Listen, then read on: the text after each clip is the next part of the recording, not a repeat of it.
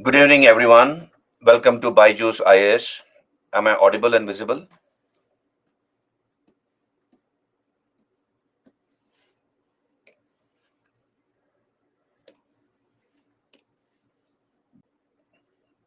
Anushka, good evening.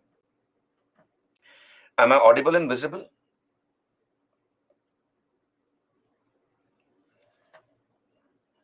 Simran, good evening. Thank you, Anushka. Let some more people join in and then I'll begin. Anamika, good evening. Brajneet, Gunjan, Ashish, good evening, everyone. Sudhanshu,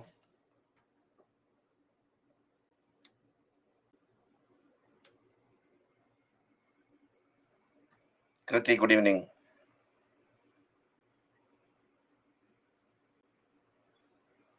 Srinivasa, Ankush. Thank you, Ankush. I'm fine. I hope the same of you. Right.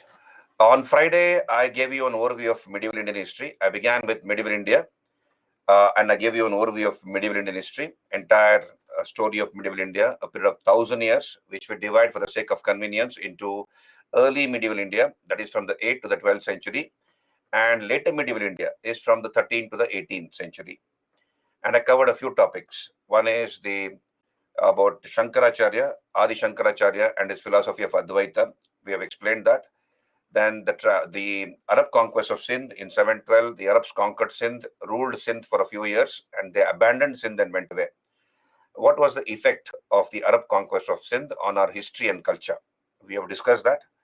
Then I came to triangular conflict for Kannauj. Triangular conflict for Kannauj between the Palas of Bengal, the Pratiharas of Madhya Pradesh, and the Rashtrakutas of Karnataka. Three powerful dynasties fought with each other for more than 200 years for domination over Kannauj between the Palas, Pratiharas, Rashtrakutas. And the end result was it weakened all of them. It weakened all of them, and we have seen the Palas were succeeded by the Senas, the Rashtrakutas by the Kalyana Chalukyas, and of course, the Pratihara Empire also disintegrated. And in the place of the Pratiharas, we have small kingdoms which came to occupy north and western India, that is the Rajputs, the age of the Rajputs, or a number of Rajput kingdoms were established. So I was doing Rashtrakutas. Let me quickly recap that. We had completed up to Amogha if I remember correctly. So let me run through it. Various reasons for the triangular conflict for Kannauj or the tripartite conflict for Kannauj. We have seen this. Supremacy over Kannauj was the main reason. It was there was a prestige issue involved here by ruling from Kannauj, and each of these three dynasties, the Palas, the Pratiharas, and the Rashtrakutas, vied with each other, competed with each other for domination over Kannauj, because there was a prestige issue involved by ruling from Kannauj. Whoever ruled from Kannauj was considered to be the paramount ruler of North and Central India. And all these three empires wanted to get the tag. And we have seen this last class. Pataliputra was replaced by Kannauj. By early medieval times, Kannauj had taken the place of Pataliputra. Then we have the rich resources of the Gangetic Valley, was another reason for this conflict. You have plenty of fertile land, that area in the Gangetic Valley. Kannauj was located there. And of course, we have trade routes to the northeast passing through the Gangetic Valley. So apart from land revenue, the kings who ruled this area could also benefit by charging custom duties from the merchants or traders. So another reason for the conflict was the rich resources of the Gangetic Valley. Third is, of course, the rich resources between the areas Banaras to South Bihar. Banaras to South Bihar became the bone of contention between the Palas and the Pratiharas. Rich in mineral resources, particularly iron ore resources, and also access to the Bay of Bengal, through which a lot of trade took place. Therefore, it was beneficial for the kings to rule over this area. So that's why Pralas and Pratiharas competed with each other for ruling over Banaras to South Bihar. Then Gujarat and Malwa, we've seen this, became the bone of contention between the Pratiharas and the Rashtrakutas. The Pratiharas and the Rashtrakutas fought over Gujarat and Malwa regions, again fertile belt of land in the Konkan coast, and of course trade via the Arabian Sea with various parts of the world. and they could charge custom duties from the merchants or traders. Lust for booty and desire to win laurels were the other reasons. So Rashtrakutas, we have discussed this. They were basically of Kannada origin. Their mother tongue was Kannada. Most of the kings were patrons of Jainism. Jainism was their main religion, but they were also tolerant towards other religions like Hinduism as well as Jainism. And we have a number of Arabs who came and settled in the Rashtrakuta kingdom. They were appointed as governors, and they speak about the tolerant policy of the Rashtrakuta kings. Latalura, or modern Latur in Maharashtra, was their ancestral home. And then we have a number of illustrious kings like Krishna the First, Dhruva, Govinda the Third, Indra the Third, Amogavarsha, who fought against the Pratyaras, also against the Palas, and also with other southern kingdoms like the Pallavas, the Eastern Chalukyas of Vengi, etc. The Rashtrakutas were great warriors. They brought major parts of North and South India under their control, under various kings like Govinda the Third and Indra the Third. The greatest, of course, was Amogavarsha. The founder was Danti Durga, who killed the last Badami Chalukyan ruler, Kirtivarman II, and he established the kingdom of the Rashtrakutas. He proclaimed themselves independent. Initially, they ruled from Malkhed or Manya Kheta. Initially, that was their capital. So, initial capital was Ellora, and later capital was Manya Kheta. Right. So, initial capital was Ellora, and later capital was Manya Kheta or Malkhed in the Kalaburgi district of Karnataka. Basically, they dug out or they dug out or scooped out about 34 caves in the Sahyadri Mountains in the Western Ghats, and these caves were dedicated to all the three religions: Hinduism, Buddhism, and Jainism. So these caves, basically, we have early temples which were cave temples. So many of the Hindu gods are found in these caves, apart from uh, uh, caves dedicated to Buddhism and Jainism. So here, Dandi Durga was the founder. He killed the last Badami Chalukyan ruler, Kirtivarman II, and proclaimed the independence of the Rashtrakutas. He built two caves. We have seen that, one dedicated to Vishnu, that is Dashavatara cave, and the other to Shiva, called Ravana Kakai. Then we have Krishna the First, who built the greatest rock cut temple in the world, the cave number 16. This is the Kailasa temple at Ellora in cave number 16. This is the greatest rock cut temple in the world. 6 to 7 generations of workers have worked for 100 to 150 years in building this temple, and we have seen entire mountain was carved into a temple. So it was more about removal. Rashtrakuta architecture is more about removal than building anything new as such. It's a UNESCO World Heritage Center.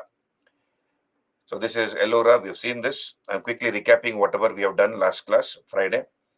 So this is the picture of the Ellora temple at Kailasa temple at Ellora. This copies the Kailasharatha temple at Kanchipuram, as I told you, which was the inspiration for two temples, one at Pattadakal and the other is at Ellora.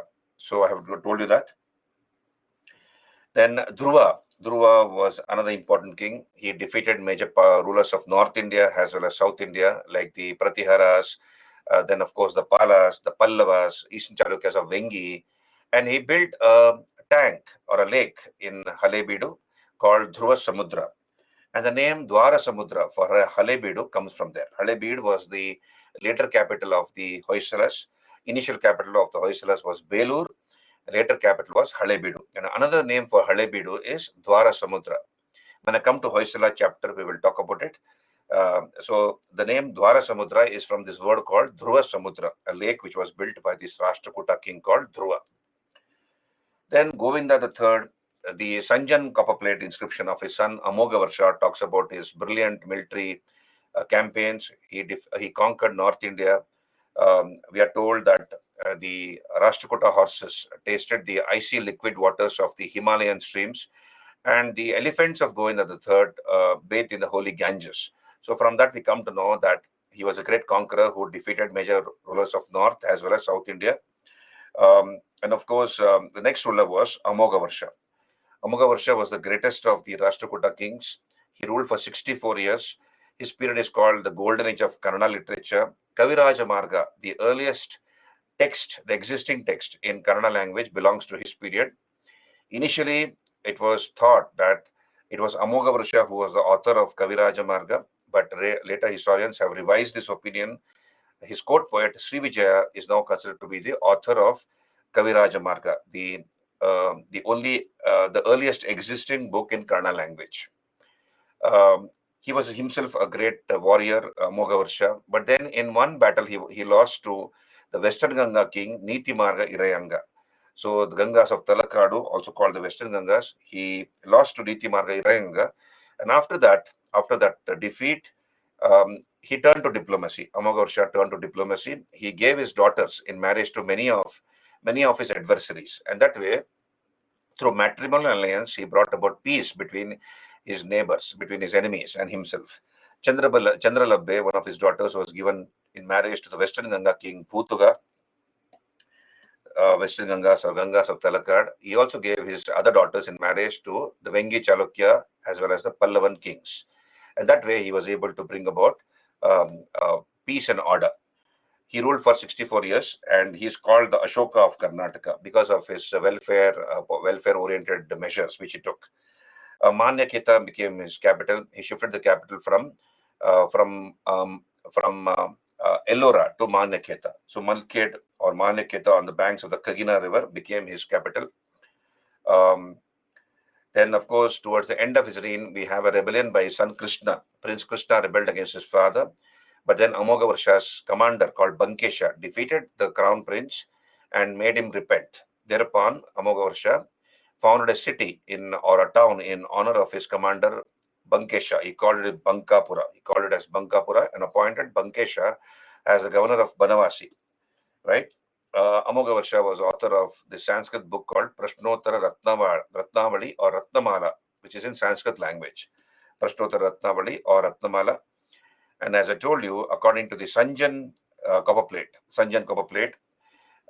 it is said that the famine affected the Rashtrakuta kingdom. There was no rains for many years.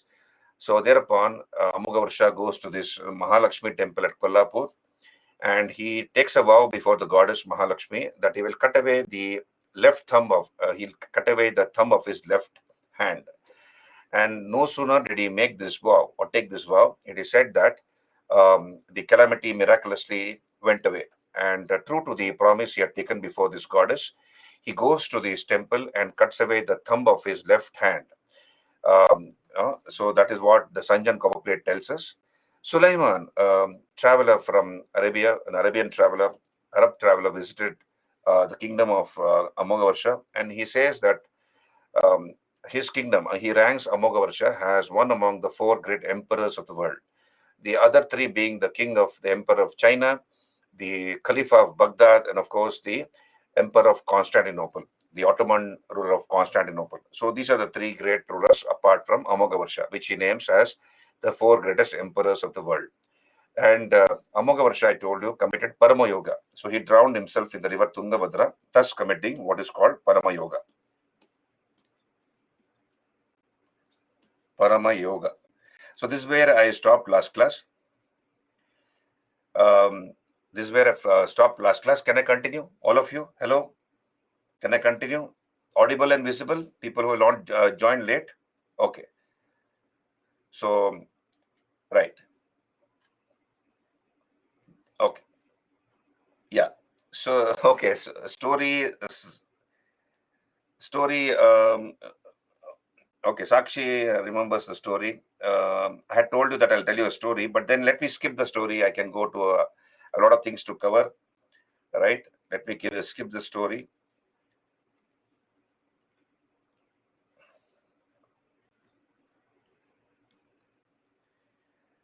Oh my God. Okay. Okay. Okay. Let me tell you the story then. Okay. Fine. On popular demand. Okay.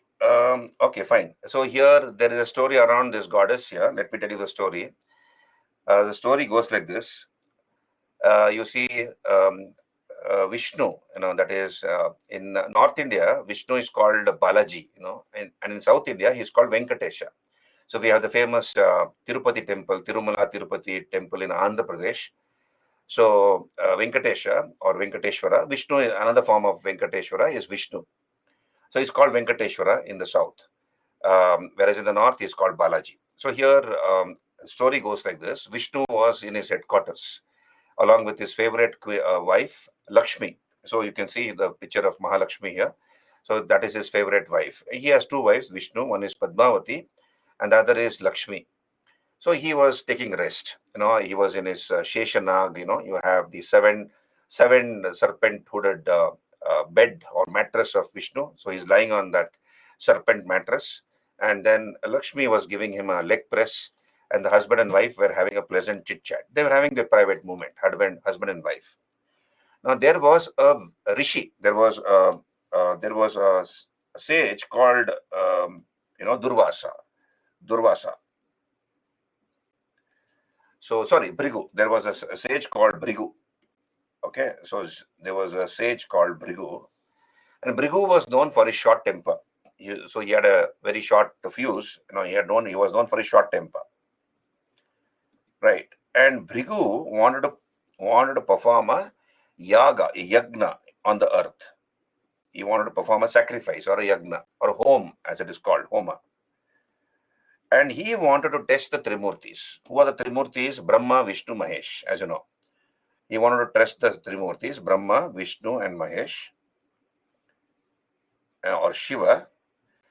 And what was the test? He wants to find out who is the most forgiving among these three Trimurtis. Who is the most forgiving? Who is the most forgiving among the Trimurtis? That's what he wants to test.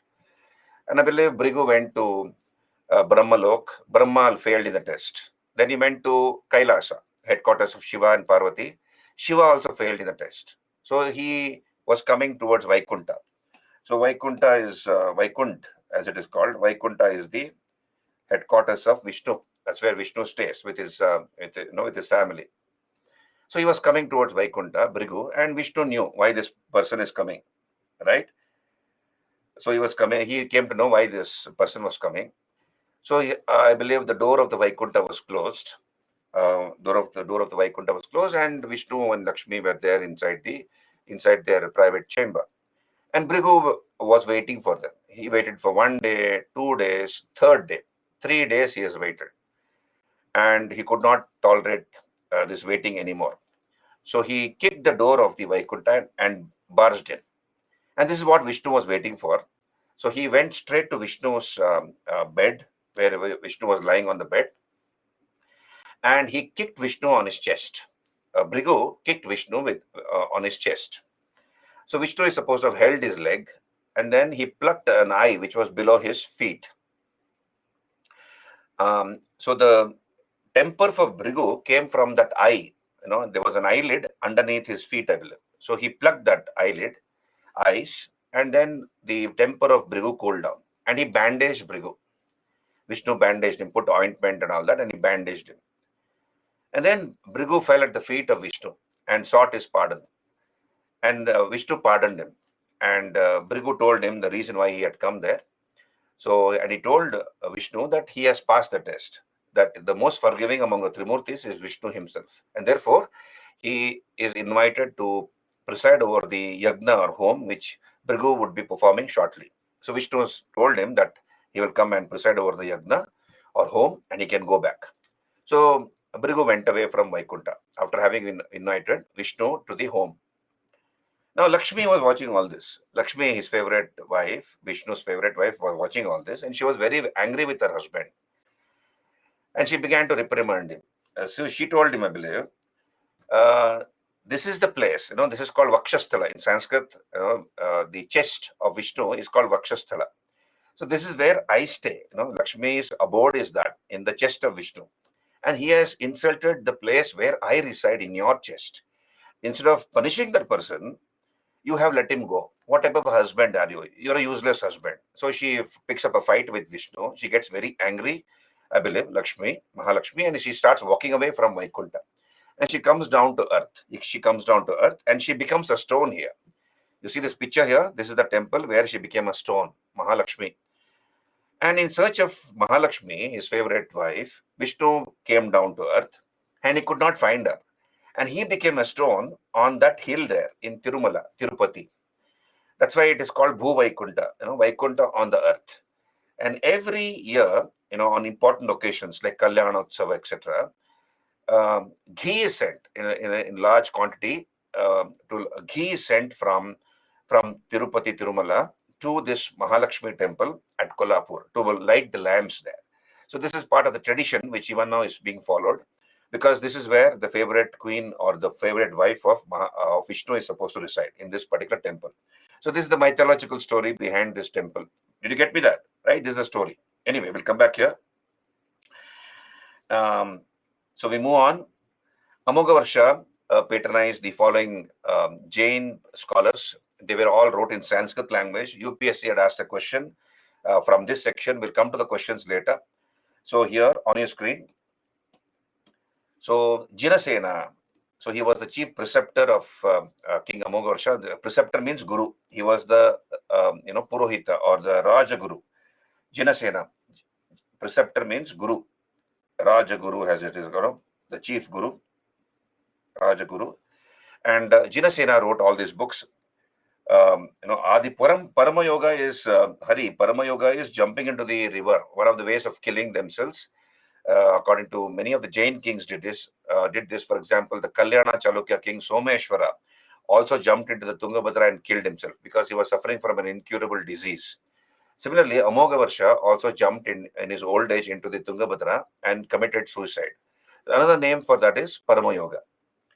Okay, Parama Yoga is voluntarily jumping into the river and giving up their life. So here, Jinasena, the religious preceptor of Amogavarsha, was the author of the following books, as you can see on your screen: Adi Puranam, then Parshvabhyudaya, a biography of Parshvanath in verses. Parshvanath was the 23rd Jain Tirthankar.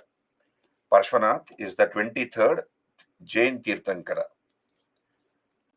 Jain Tirthankar. So he calls it as Parshvabhyudaya. And then Tri Shashti Lakshana Mahapurana. Tri Shashti Lakshana Mahapurana. So this is another book written by Jinasena, or co-authored with Gunabhadra. So this was a UPSC question asked in the prelims about 2 years back, 1 or 2 years back. They asked this question: who was the author of Tri Shashti Lakshana Mahapurana? It was a match the following, and one of the choices given was this. The answer is Jinasena was the one who wrote Tri Shashti Lakshana Mahapurana.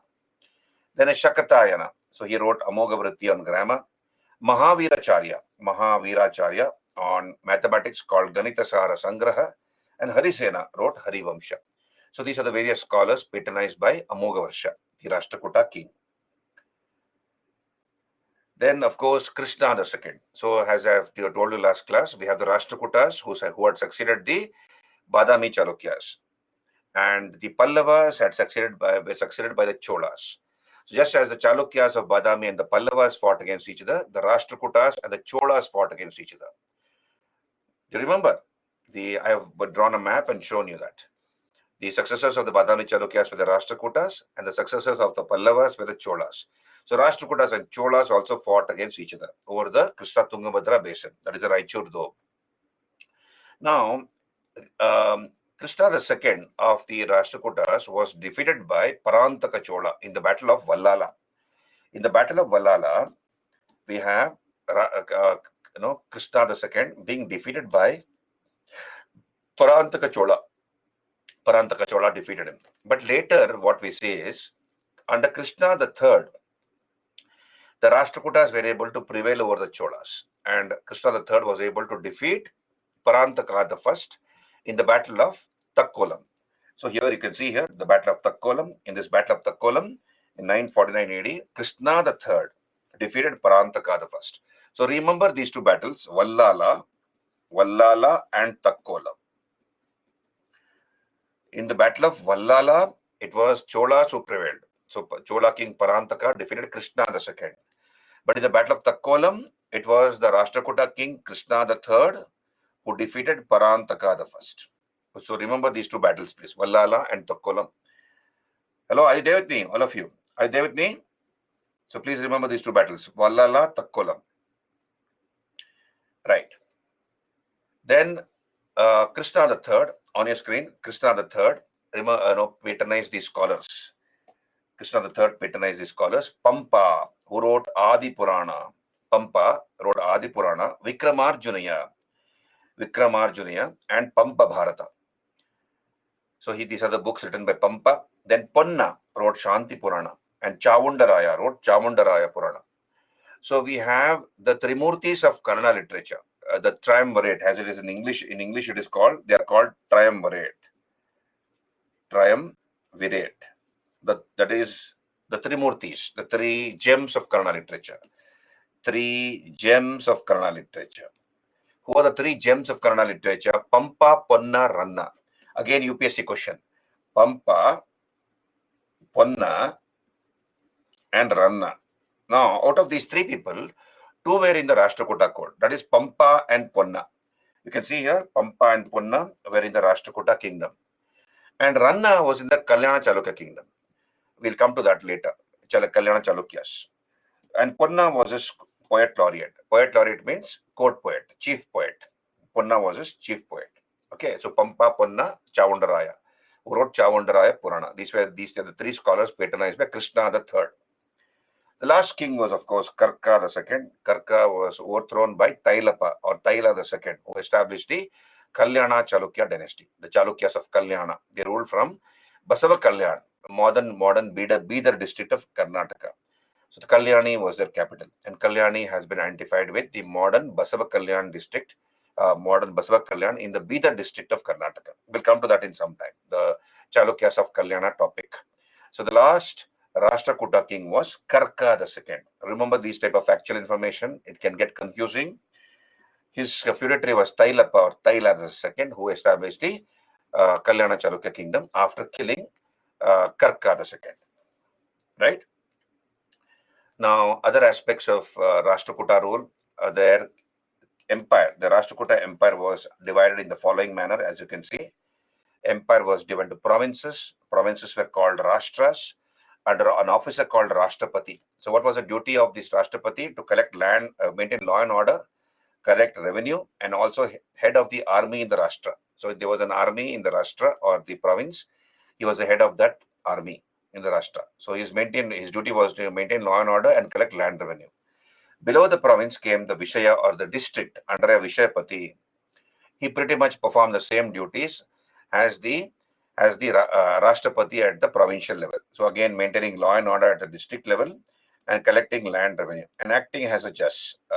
Acting as a judge. Then we have below the district, the Tehsil level, a group of villages or a Tehsil level, Nadu or Bukti, under a Nada Gaunda or Bhogapati or Bhojika. And then village was under a Gramapati, also called Prabhu Gavanda. Prabhu Gavanda. So he was in charge, IC is in charge of village and village militia, assisted by a village assistant and a Grama Sabha. So this was the Gramapati. Head of the Grama or village headman was called Gramapati or Prabhu Gavanda, assisted by a council and a village assistant. So officers of the provinces, districts and tehsil level or bukti level were all directly appointed by the central government. Village headman and village accountant were hereditary officers. They were hereditary officers, right? Towns and cities were headed by a Nagarapati or Purapati, something like the mayor. So Purapati or Nagarapati was the head of the town or city. He was like a mayor. Then main occupation, of course, of the Rashtrakutas was agriculture. Main source of income was land revenue. And we have various other taxes which were imposed by the Rashtrakuta kings, like taxes on goods, houses, shops, taxes on occupations like operating ferry service, ferries, boats, etc. These are the various types of coins used by them. Dramma, Punnu, Kanchana, Gadyana, Pongadyana. So various types of coins, gold and silver coins used by the Rashtrakuta kings. Golconda and Cedar districts were known for precious stones like diamonds, etc. So Golconda and Cedar districts. So the Cedar districts means in 1800, you see, you have the Nizam of Hyderabad. Nizam of Hyderabad gave away or ceded some districts to the company, East India Company. They're called ceded districts. Ceded districts means Anantapur, Kurnool, Kadapa. These are all ceded districts. Ceded districts means those districts which were ceded or given away by the Nizam to the East India Company, like, for example, present day Anantapur district, right? Kurnool district, Kurnool, Kadapa, etc. These are all a part of ceded districts. So we find precious stones there. And of course, you have a lot of encouragement given to education by the Rashtrakuta kings. Education was imparted in agraharas. Agraharas are where you have Brahmins residing, villages entirely dedicated to Brahmins. Mathas were religious establishments attached to temples. And then we have some important centers like Kalasa in the Chikmagalur district. Kalasa is in the present day Chikmagalur district of Karnataka. Kalasa, Indi is in the Dharwad district of Karnataka. Manyakheta, of course, in the Kalaburgi district of Karnataka. So these were some of the places where education was imparted. They were educational centers. Kalasa, Indi, Manyakheta, Salatogi. We found we have a college. A college has been found at Salatogi in the Bijapur district. So these are some of the important educational centers under the Rashtrakuta kings.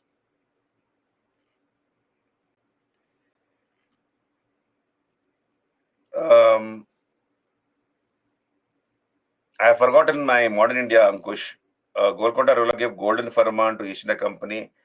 No, I think it is Farooq Siar, isn't it? Ankush, if I remember, if my memory serves me right, it's been ages since I taught modern India. But I think it is Farooq Siar who gave the golden firman. 1717, if I'm right, that's called the golden firman. Right? That's called the golden firman, given by Farooq Siar, if my memory serves me right. Okay.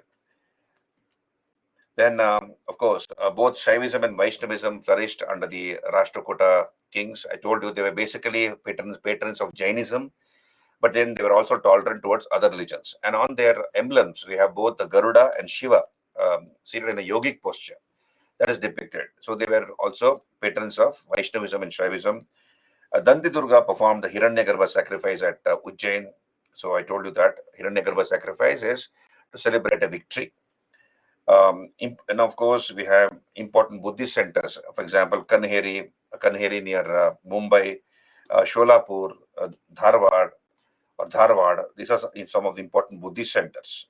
And Islam was also patronized by the Rashtrakuta kings. Many of the Arab governors many of the Arabs were posted as governors, and the Rashtrakuta kings encouraged them to freely follow the religion. So that means they were very secular and tolerant rulers. But however, Buddhism declined during this period. Pandharpur in Maharashtra became an important center of the Panduranga cult. So Pandharpur is on the banks of the Chandrabhaga River in Maharashtra.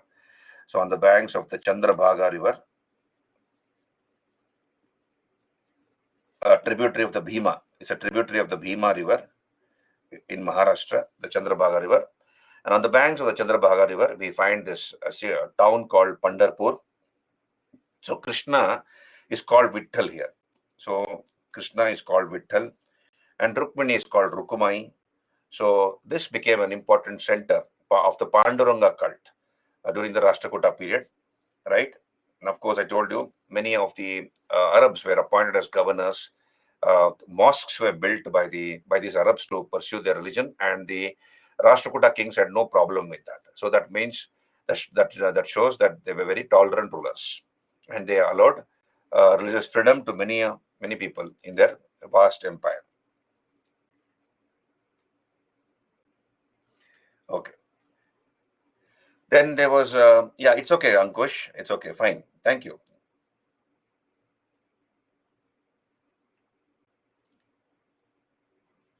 Okay, that is also called golden firman. Fine, fine. Thank you, Ankush. Okay, right. So Nagavi. This was in the news. In the newspapers, it was there. In the current affairs, it was there. So I have added that note here. In the context. So during the Rashtrakuta period, we have this place called Nagavi, where we find a Gatikasthana. The Gatikasthana is a college. A college has been found here.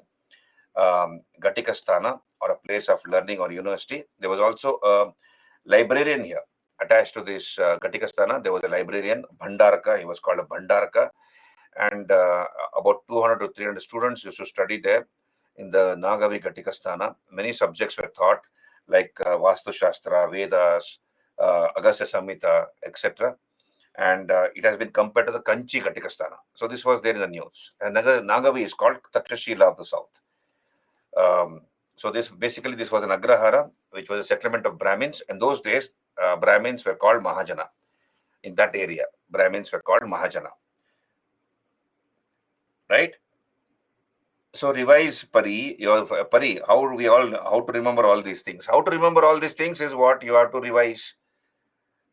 See, 80-90% of the information is there before you. You make notes, you make small notes, and then you revise. A few times you revise. And when the question comes in the examination, if the question comes, the answer is there on the question paper itself. You just have to mark which is the right answer, isn't it? It's not that you need to mug up. Revise a few times, then you'll remember. Pari, did you understand? Revision is part of your preparation. I've been telling you this. And of course, I told you it's a factual segment. This segment is factual. I told you what type of questions come or can come, you can expect from this area. Important kings, founders of the dynasties, important kings, important wars they fought, temples they built, scholars they patronized, books these scholars wrote or the king wrote, foreign travelers visiting a particular king's court, etc. I've told you all those things. So on those lines you prepare. Did you understand, Pari and others? On those lines you try to revise on those lines. Okay. Then Rashtrakutas patronized both Kannada and Sanskrit language. It was the golden age of Kannada literature, and a number of books were written in Kannada language. Yeah, fine, Roshan. So the reason why I have highlighted is, I felt those points important from the exam point of view, and also it helped me to teach better because I can pinpoint those topics. And also for the student, it becomes easier to revise. So that's the reason why I have taken time to highlight important aspects. You might find some more information definitely in the textbooks. Please add it to your information. So that way your preparation is complete. Okay, we'll look at go through this survey of important books written in Kannada language during the Rashtrakuta period. Sri Vijaya, he was in the court of Amogavarsha. We've seen this. He's supposed to be the author of Kaviraja Marga, the first available book in Kannada. This is the earliest available book in Kannada, Sri Vijaya, Kaviraja Marga, written by Sri Vijaya. And the book says that Kannada Nadu extended from river Kaveri in the south to river Godavari in the north. So that's what is the description of Kannada speaking area or Kannada Nadu in Kaviraja Marga. Then Shiva Kotacharya, he wrote Vadda Aradhane. Vadda Aradhane. So I told you, please divide the words into 2 or 3 parts, make it a sandhi. That way you can remember better. Shiva Kotacharya. Hello, are you there with me? Shiva Kotacharya. It becomes easy when you divide the words. Vadda Aradhane. So this is the oldest prose work in Kannada. Vadda Aradhane. Then Pampa. Pampa wrote Adi Purana, Vikramarjuna Vijaya, also called Pampa Bharata. So in this Vikramarjuna Vijaya, he was patronized, Pampa was actually patronized by Arikesari of Vemulavada. So he was a feudatory of the Rashtrakutas. He was working under the Rashtrakutas. His name was Arikesari of Vemulavada. And in this book called Vikramarjuna Vijaya or Pampa Bharata, he compares his patron Arikesari with Arjuna. He's comparing his patron Arikesari as Arjuna. So in that context he writes. So it's called Kavi Kula Guru of Kannada language. Kavi Kula Guru. Then Ponna wrote Shanti Purana, Bhuvanaika Ramabhyudayam, Jina Aksharamale. So Ponna writes Shanti Purana, Bhuvanaika Ramabhyudayam, Jina Aksharamale. These are the books written by Ponna, patronized by Krishna III. He's called Ubhaya Kavi Chakravarti. Ubhaya Kavi Chakravarti. Ponna is called by that name, Ubhaya Kavi Chakravarti. So remember these names. And of course, out of the Trimurtis, the triumvirate of Kannada literature, 2 were in the Rashtrakuta kingdom. That is Ponna, Pampa and Ponna. Pampa and Ponna were in the Rashtrakuta kingdom. Then we have many books written in Sanskrit language during the Rashtrakuta period. Sanskrit books and author and books have made a chart like this for your convenience. Durga Simha wrote Katantra Vyakarana, Shaktayana or Shakatayana, Shabda Anushasana. Trivikrama writes Nala Champu, Madalasa Champu. So what is Champu?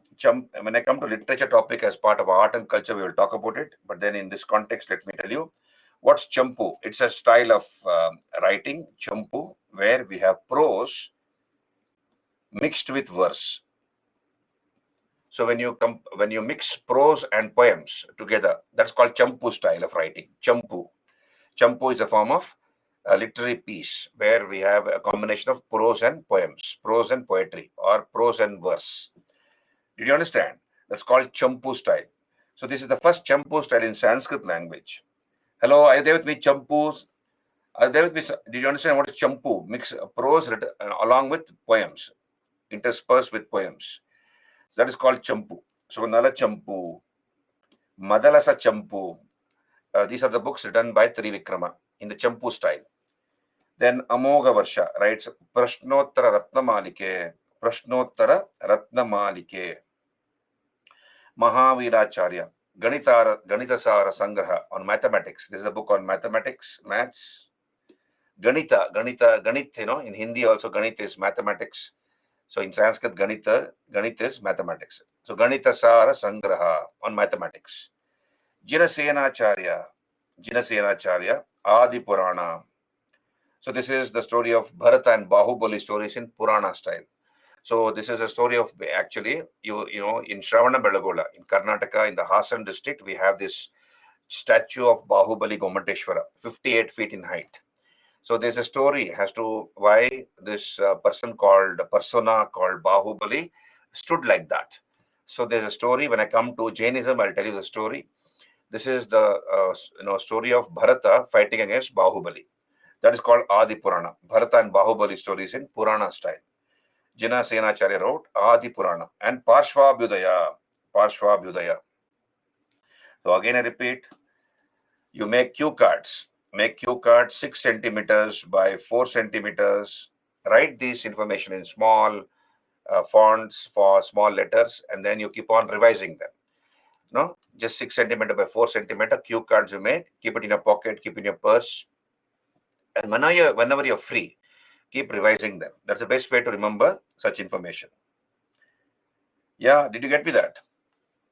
What happened, Ankush? You're very happy? Okay. Then Asaga, Vardhamana Purana, right? Vardhamana Purana. Then Halayuda, Mruta Sanjeevani, Kavi Rahasya.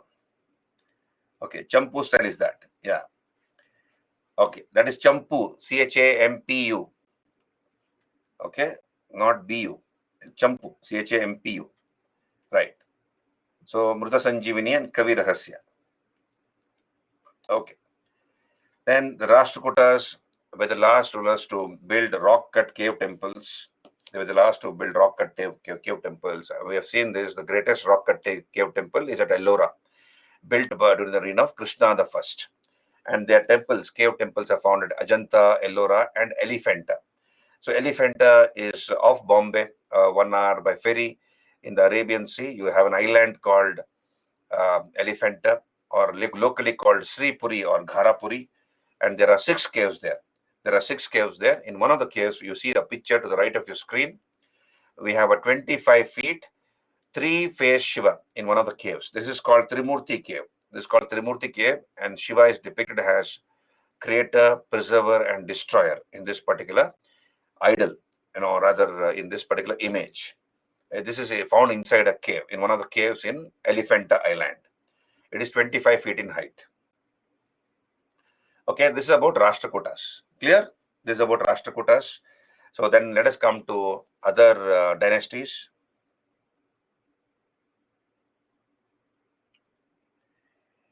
Avanish, it is not 17 to 18 years. It is definitely not 17 to 18 years. It has taken 100 to 150 years to make this temple. You go there and find out, Avanish. If you happen to visit Ellora, please make it a point to go whenever you get a chance, and then you'll understand why it took so many years, 100 to 150 years. It cannot be done in 17 to 18 years, because in 17 to 18 years, it is not. It is impossible to remove 2 tons of stone in a day. Can you remove 2 tons of stone approximately in a day? No. So it has taken them 1 million metric tons of stone has been removed to make this one temple from the hillock rather, right? So therefore, it is impossible that it would have been made in 17 to 18 years. It has taken 100 to 150 years. Yeah, we'll come to that. Gunjan, rock cut, the history of rock cut architecture starts from the Mauryan period.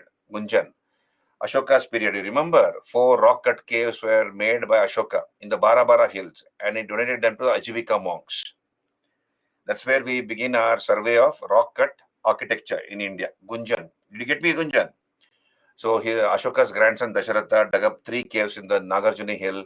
Ashoka dug up, he got four caves dug up in the Barabara hills near Bihar, and he donated them to the Ajivika monks.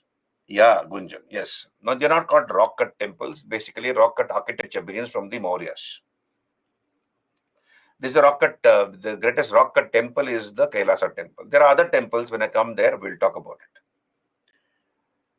Okay, we have Vattuvan Kovil. You see, we have the Rathas made by the Pallavas. These are monolithic temples in Mahabalipuram. Okay, the Pancha Pandava Rathas. So that is an example I can give you. Then we have the Vattuvan Kovil. This is near Kanyakumari, belonging to the period of the Pandyas. So this is another temple which was dedicated to Shiva by the Pandya rulers. It is near Kanyakumari. Vattuvan Kovil it is called. And after that, we have the great Kailasa temple built by at Ellora by Krishna the First. Okay, so we'll talk about it later. Then we come to the Pratiharas. So we have 3 dynasties competing with each other for domination over Kannauj: the Rashtrakutas, the Pratiharas, and the Palas. So we have discussed Rashtrakutas in detail. Now let us come to the second dynasty, which was part of the triangular conflict for Kannauj. That is the Pratiharas. So there were at least 3 branches of the Pratiharas. The most important is the Avanti branch. Now, why they are more famous? Because they fought against the Arabs. So that's why they are famous. So Pratihara, where does the name Pratihara comes from? It comes from the doorkeepers. Pratihara means doorkeepers of the Rashtrakutas. Pratiharas means doorkeepers of the Rashtrakutas. They're also called Gurjara Pratiharas. The Pratiharas are also called Gurjara Pratiharas. Gurjara Pratiharas. Now, they are supposed to be descendants of the Gurjaras who came to India from outside during the Gupta period. You see, around 550 AD, we have the attack of the Hunas on the Guptas, isn't it? The Huns or the Hunas attacked the Guptas, and the Gupta Empire collapsed like a pack of cards. The first Huna attack happened in the time of Kumara Gupta. We have seen that. So along with the Hunas, we have the Gurjaras who also came into India. The Gurjaras. And the Gurjara Pratiharas are supposedly descendants of these Gurjaras. That's where the name Gurjara comes from.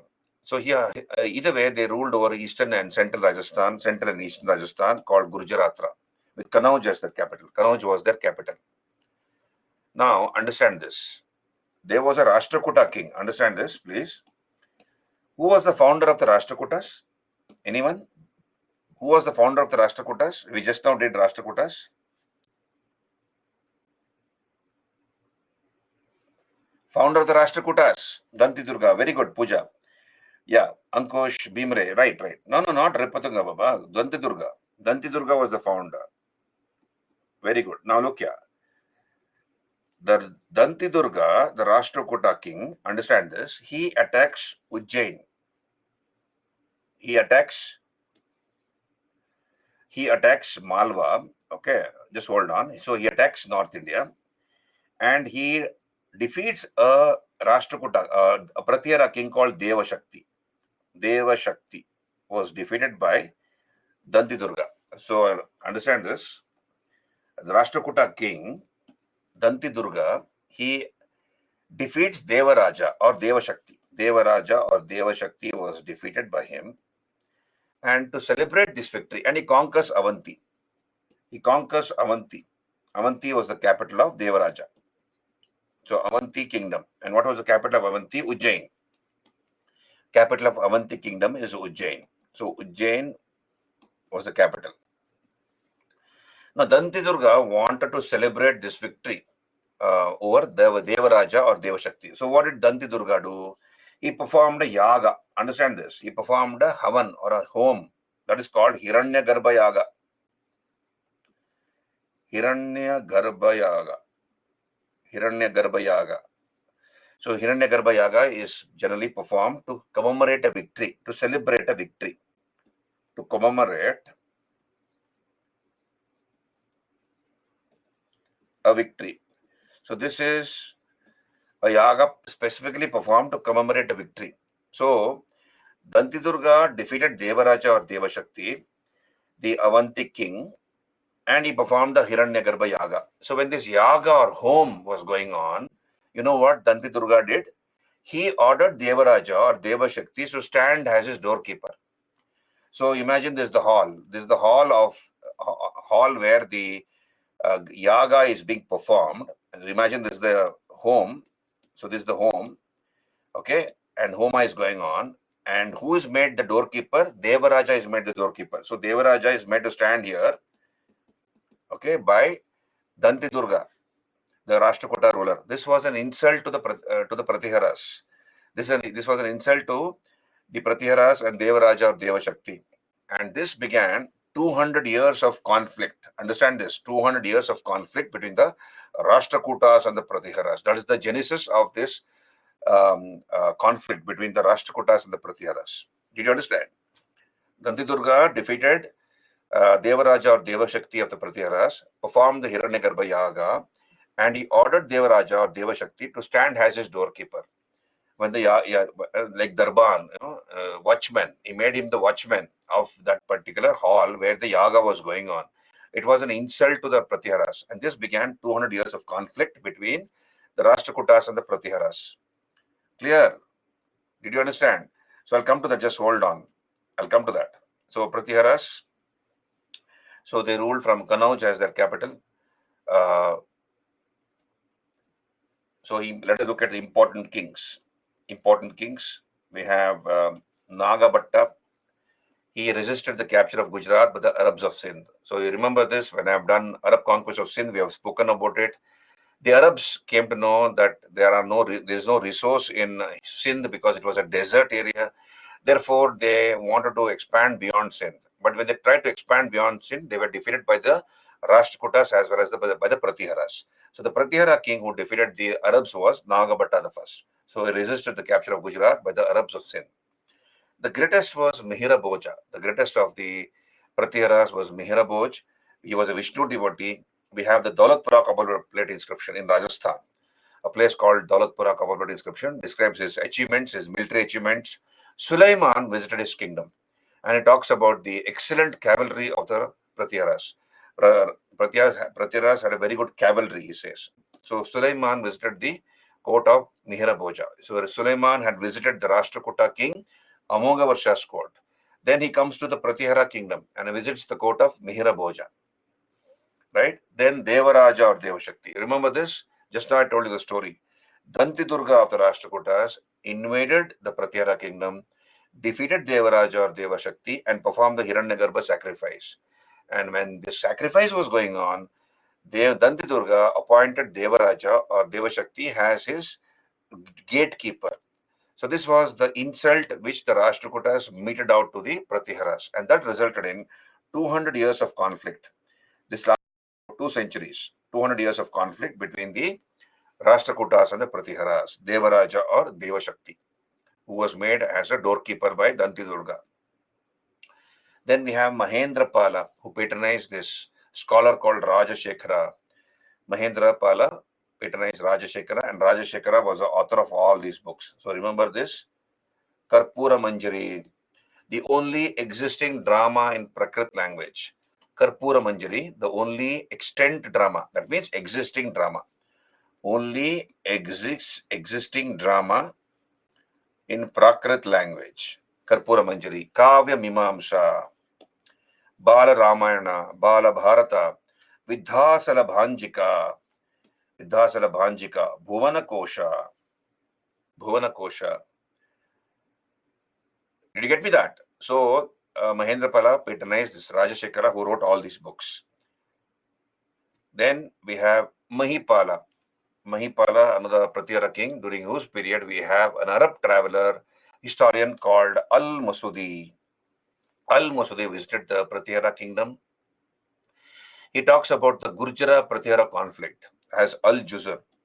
So he mentions the Gurjara Pratihara conflict and the conflict between the Rashtrakutas and the Pratiharas, and he mentions the Gurjara Pratihara kingdom has Al-Juzr and the king has Banura or Baura, though Mihira Bhoja had died by then. I repeat, Al-Musuti visited the kingdom of Mahipala Pratihara, and he mentions the Rashtrakuta Pratihara conflict, and he calls the Gurjara Pratihara kingdom in his own language as Al-Juzr, a corrupt form of Gurjara, and he calls the king as Banura or Baura, though King Mihira Bhoja had died by then. So he mistook, in other words, Mahipala for Mihira Bhoj. He thought Mahipala was Mihira Bhoja. So that is the information given by Al-Masudi. Then Rajyapala. When Mahmud Ghazni raided Kannauj in 1018, so 1018, Mahmud Ghazni attacked Kannauj, Rajyapala Pratihara ran away without a fight. So he exposed the kingdom to the attack of the invader and he ran away without a fight. So that was the end of the Pratiharas. So Mahmud Ghazni plundered Kannauj.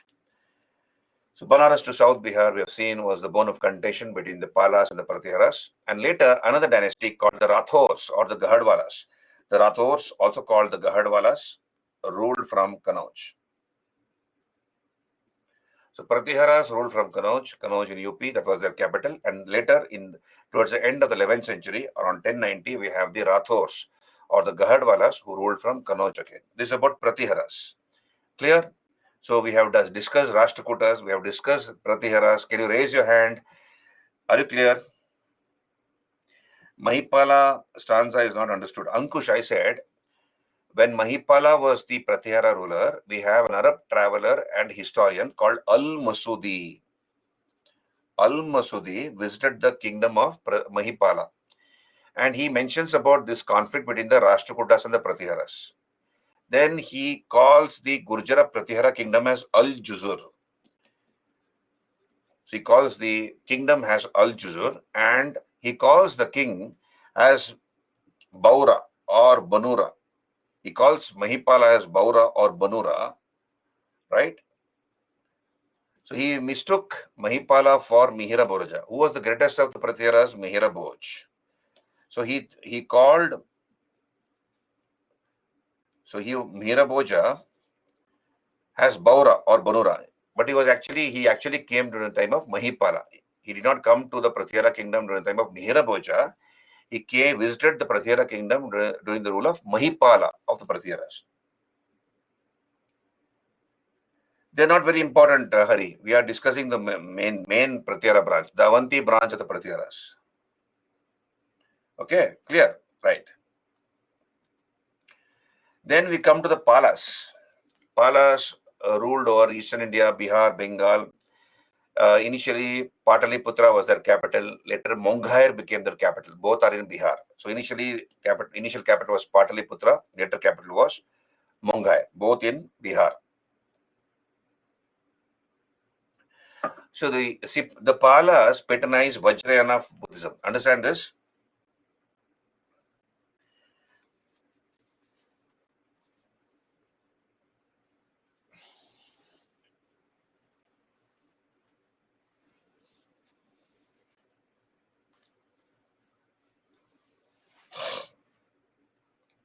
So the Palas patronized Vajrayana form of Buddhism.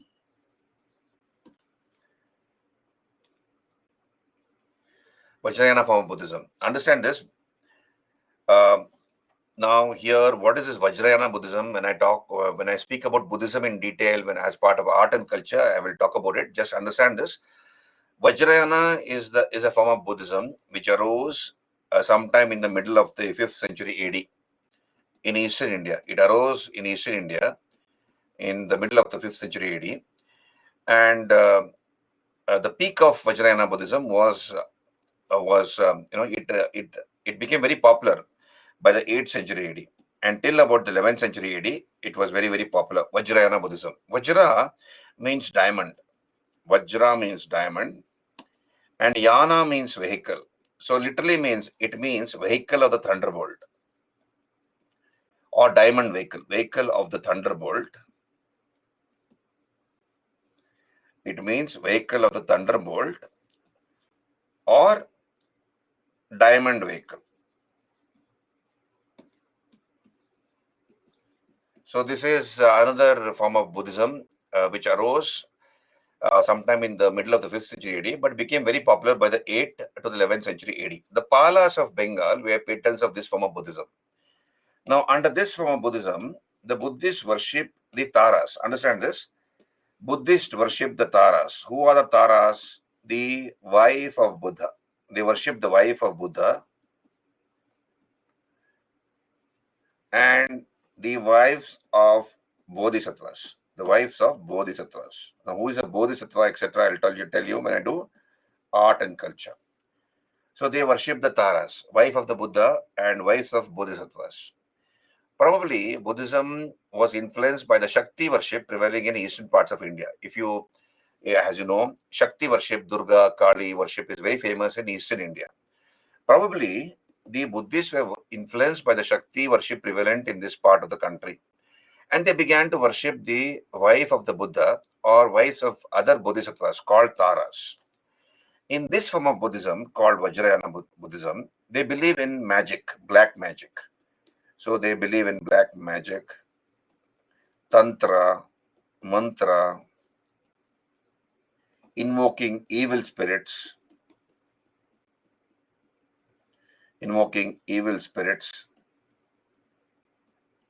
etc. So this is the form of Buddhism prevalent in Tibet. In Tibet, this is the form of Buddhism which is prevalent, Vajrayana Buddhism. And the Palas were patrons of this form of Buddhism. They patronized this form of Buddhism called Vajrayana Buddhism. Are they with me?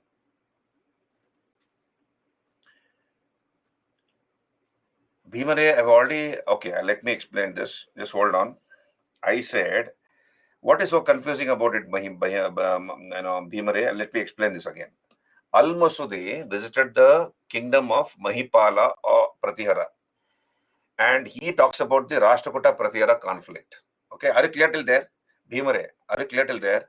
So, Al-Masudi, Arab traveler and historian, visited the court of Mahipala Pratihara, and he talks about the Rashtrakuta Pratihara conflict. He mentions that in his writing. Then he, in his language, Arabic language, calls the Gurjara Pratihara kingdom as Al-Juzur. Okay, he calls the Gurjara Pratihara kingdom as Al-Juzur. So GP kingdom is Gurjara Pratihara kingdom.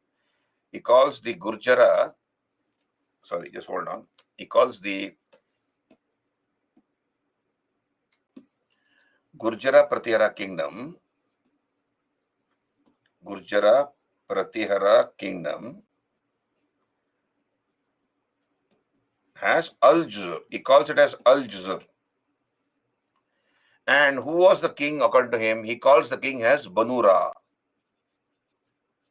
or Baura. And he was actually referring to Mihira Bhoja, but he mistook Mahipala for Mihira Bhoja. That's what I'm trying to tell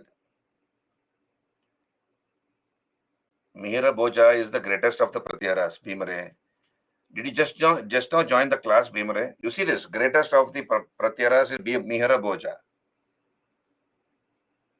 Did you understand? Greatest of the Pratyaras is Mihira Bhoja. So he actually visited the court of Mahipala, but he mistook Mahipala for Mihira Bhoja. Okay, did you get me that? Bhimare, okay.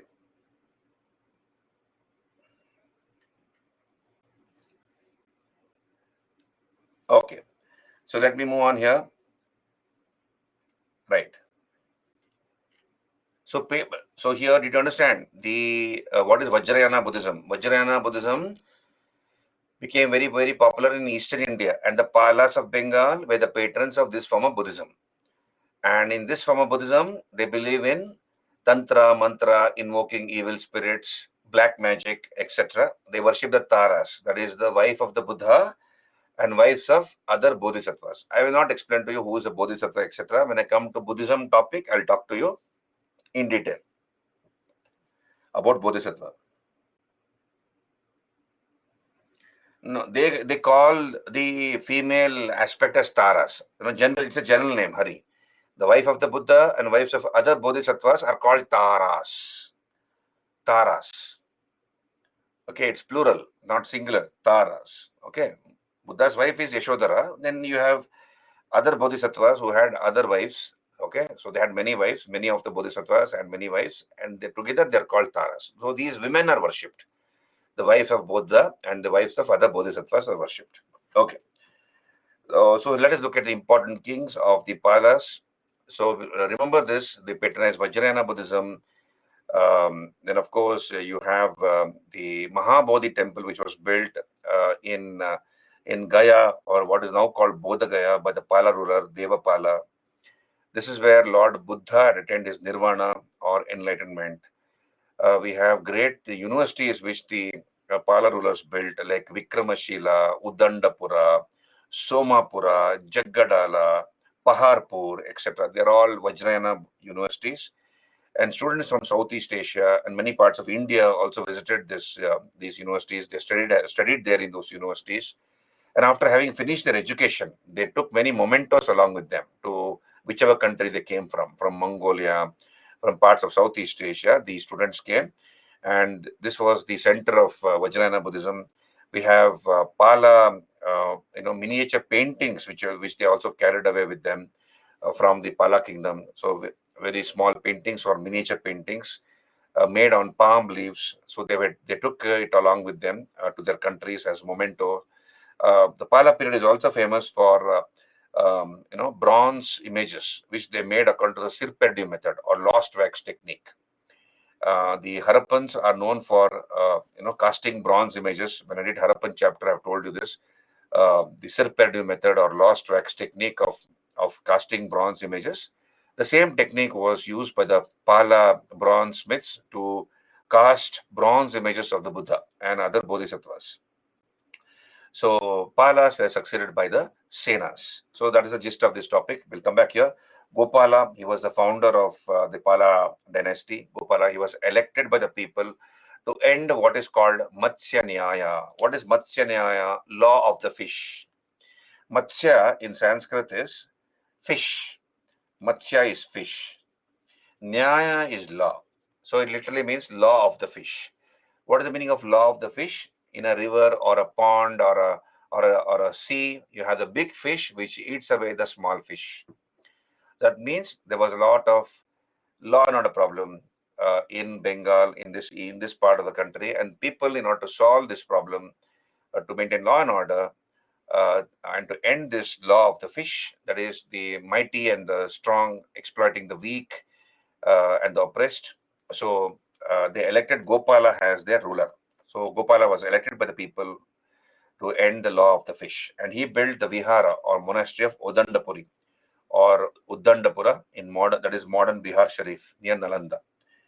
Then we have Dharmapala, who founded many universities like the Vikramashila University, Udandapuri, Somapura, Jaggadala. They were all founded by Dharmapala. Right? So this is another important king, Dharmapala. The greatest was Devapala, who shifted the capital from Pataliputra to Mongair. So shifted the capital from Pataliputra to Mongair, and he built the Mahabodhi temple at Gaya, or now called Bodha Gaya. This is where the Lord Buddha attained his nirvana. So this is the Mahabodhi temple at Bodha Gaya. This is considered to be the center of the Buddhist world.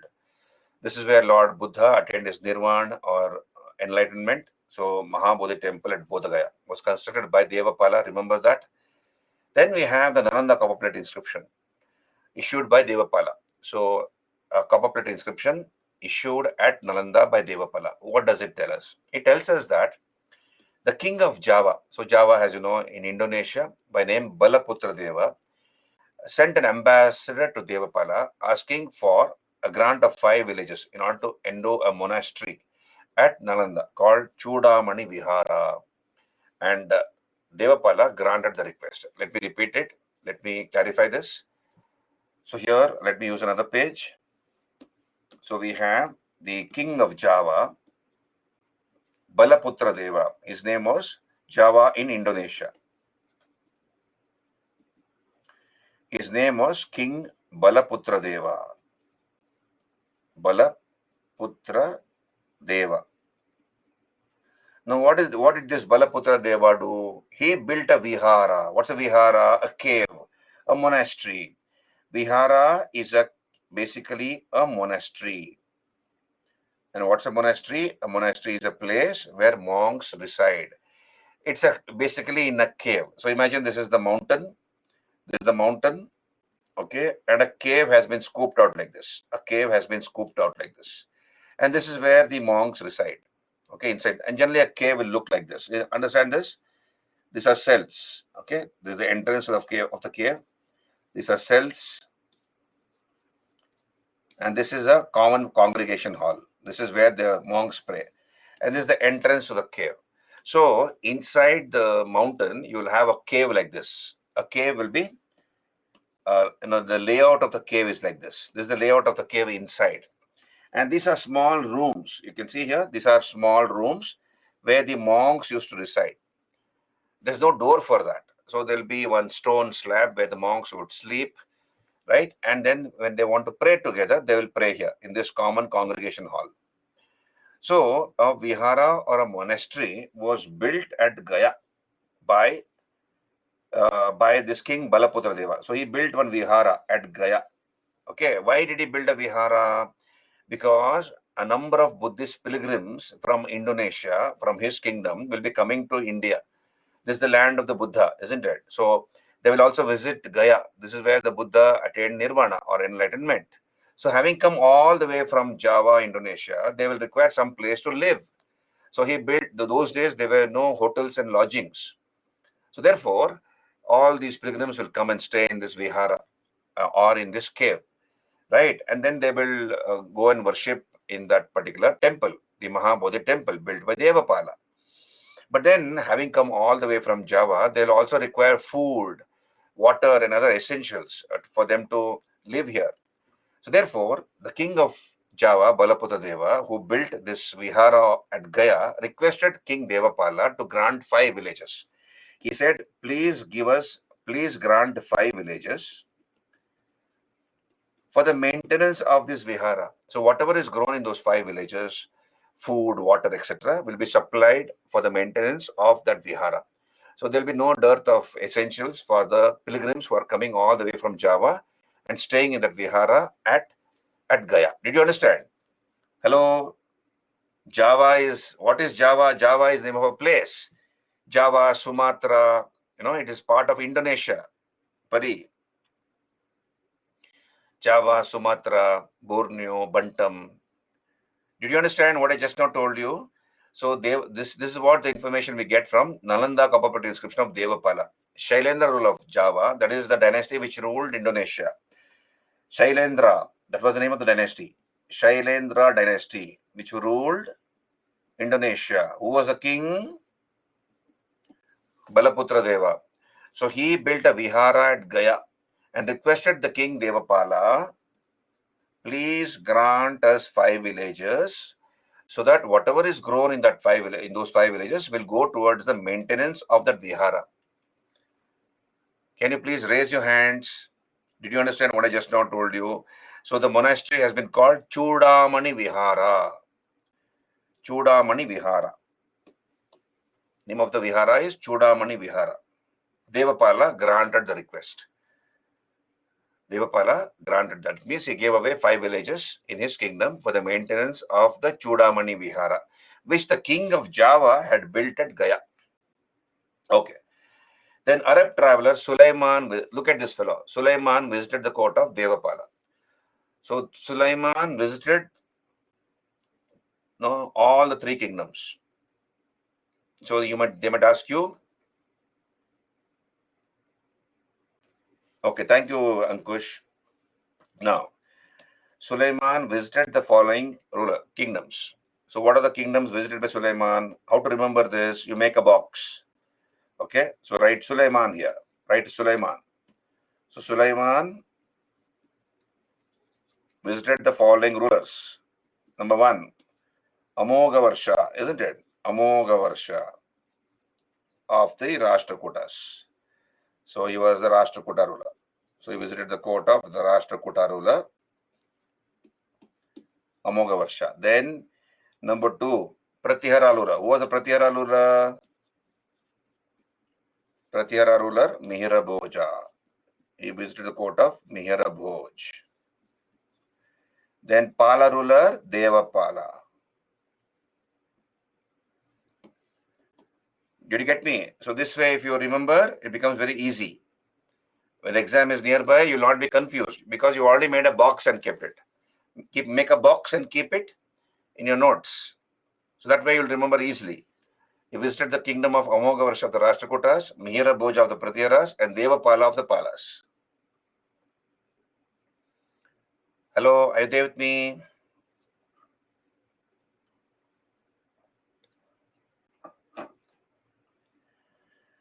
So the quality of your notes is directly proportional to the quantity of your marks. Please understand that. Note taking, making notes is a skill. So everybody makes notes. How they make it is up to them. That is relevant to the student. So whatever the student feels like writing and making concise notes, which will help you in the end moment. Please make those notes. It's confusing topics like this. Sulaiman visited these three rulers, the kingdoms of these three rulers of three different dynasties.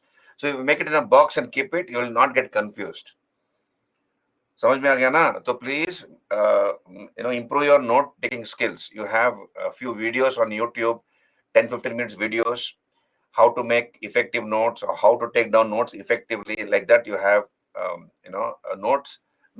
Some videos are there. Please listen to those videos and incorporate those note taking skills in your studies. It will help you in your exam. Okay, we move on. Devapala. This is the Mahabodhi temple. Then we have Mahipala.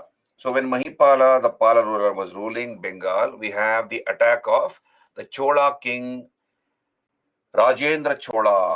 So Rajendra Chola via the Orissa coast. We'll come to Chola Empire in some time. So Cholas, this was the rule area where they ruled the Tanjavur. So from Tanjavur or Tanjore, we have Rajendra Chola taking the Chola army via Orissa. He goes via Orissa and attacks Mahipala of Bengal. And how do we know this? We come to know from the Tirumala inscription of Rajendra. Mahipala was defeated and Rajendra Chola took a title, Gangai Konda Cholan. He takes the title of Gangai Konda Cholan. Gangai Konda Cholan. The Chola who conquered the Ganga Valley. In English, it means the Chola who conquered the Ganga Valley. So that's a title taken by Rajendra Chola. We'll talk about it later when I come to Chola Empire. Right? Tirumala inscription talks about it. So this was during the time of Rajendra Chola of the Cholas. Then Ramapala. So during his period, we have his court poet called Sandhya Karanandi who wrote Ramapala Charita, which talks about the revolt of the Kaivarta peasants during the period of Ramapala. So you have peasants called Kaivarta peasants. Basically, they were fisher folk and also farmers. They rose in revolt against, for the first time during the rule of Ramapala, and that was put down by Ramapala. So his court poet Sandhya Karanandi talks about it in his book Ramapala Charita. The last king was Madanapala. He was killed by Vijayasena, who founded the Sena dynasty. So the Palas were succeeded by the Senas. So Vijayasena killed Madanapala and founded the Sena dynasty. And that was the end of the Palas. So this is about Palas. You get me? Then we move on to the next dynasty. So we have discussed the Rashtrakutas, we have discussed the Pratiharas and the Palas. The successors of the Palas were the Senas. On your screen, Senas. Now, the Senas succeeded the Palas. They had Lucknowti as their capital, Lucknowti in Bengal. And Nadia served as their second capital. So Lucknowti was their first capital, and Nadia, again in Bengal, served as their second capital. Now we have an inscription called the Diopara Prashasti. Diopara Prashasti. So this is found in Bengal, Diopara Prashasti. According to the Diopara Prashasti, it tells us that the founder of the Sena dynasty was a Brahma Kshatriya from Karnataka. I repeat, the Diopara Prashasti tells us that the founder of the Sena dynasty was a Brahma Kshatriya from Karnataka. Now, who is a Brahma Kshatriya? Brahma, understand this, Brahma Kshatriya. What is the meaning of that? Meaning is a Brahmana who had taken the duties of a Kshatriya. Brahma Kshatriya means a Brahmin who was doing the duty of a Kshatriya. Doing the work of a Kshatriya or duty of a Kshatriya. So Diopara Prashasti tells us that the ancestors of the Senas were of Kannada origin. The founder was a person called Samanta Sena. So he was basically from Kannada speaking area, from present day Kannada speaking areas of Karnataka. So he went there, he served under the Palas, and later he was the one who founded the Sena dynasty, according to tradition, according to Diopara Prashasti. However, we have another historian called P.N. Chopra. He says they were Vaidyas or Vaishyas. He says that they were Vaidyas or Vaishyas. So the Sena succeeded the Palas. The founder was Samanta Sena. Then we have Vijaya Sena.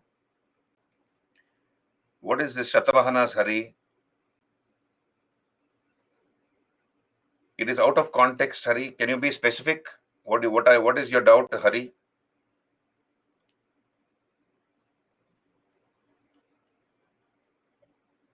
Okay. So here the founder was Samanta Sena. The second king was Vijaya Sena, who built the Pradyumneshwara temple at Rajashahi. This is in Bengal, Pradyumneshwara temple, patronized Sri Harsha, who wrote Vijaya Prashasti. Then we have another king called Ballala Sena, who wrote two books.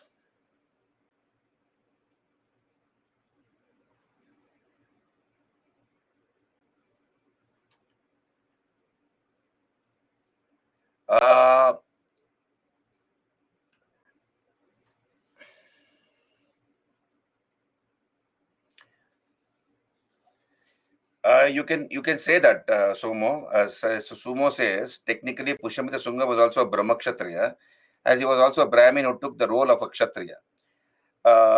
You can call it. You can call that. You can call that. In fact, even Mayura Sharma, if you know the history of the Kadambas, we have the first dynasty which ruled the Karnataka. That is the Kadambas, and there was the founder called Mayura Sharma, and later he became, he was insulted by the Pallava guards. So he was in Kanchipuram, who had gone there for education. So Mayura Sharma, who was a Brahmin, was insulted by the Pallavan guards. So he was so angry that he gave up the job of a Brahmin and began to call himself as Mayura Varma. And Varma is more of a Kshatriya name than a Brahmin name. And he learned archery, he learned, sword fighting, etc. And he went on to found the kingdom of the Kadambas. So you can call such people as Brahma Kshatriyas. Anyway, this is according to the Diopara Prashasti. So good observation, Somo. Good observation. Yuva Ganaka, you should have got it by this time, Yuva Ganaka. You have not got the PPTs, students, PDF or PPT, whatever it is. You have not got it. What about others? Yuva Ganaka says you should get it. I will in the break. I will ask them to upload it. Generally, it is shared with the students, isn't it, before class? Okay, but you're able to see whatever is there on the screen, right? In front of you, you have all this information coming up, isn't it?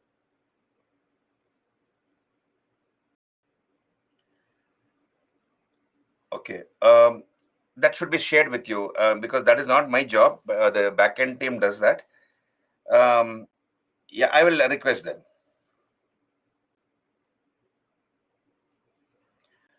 Optional history, Avanish, optional history, you please mail me. We will discuss about optional history.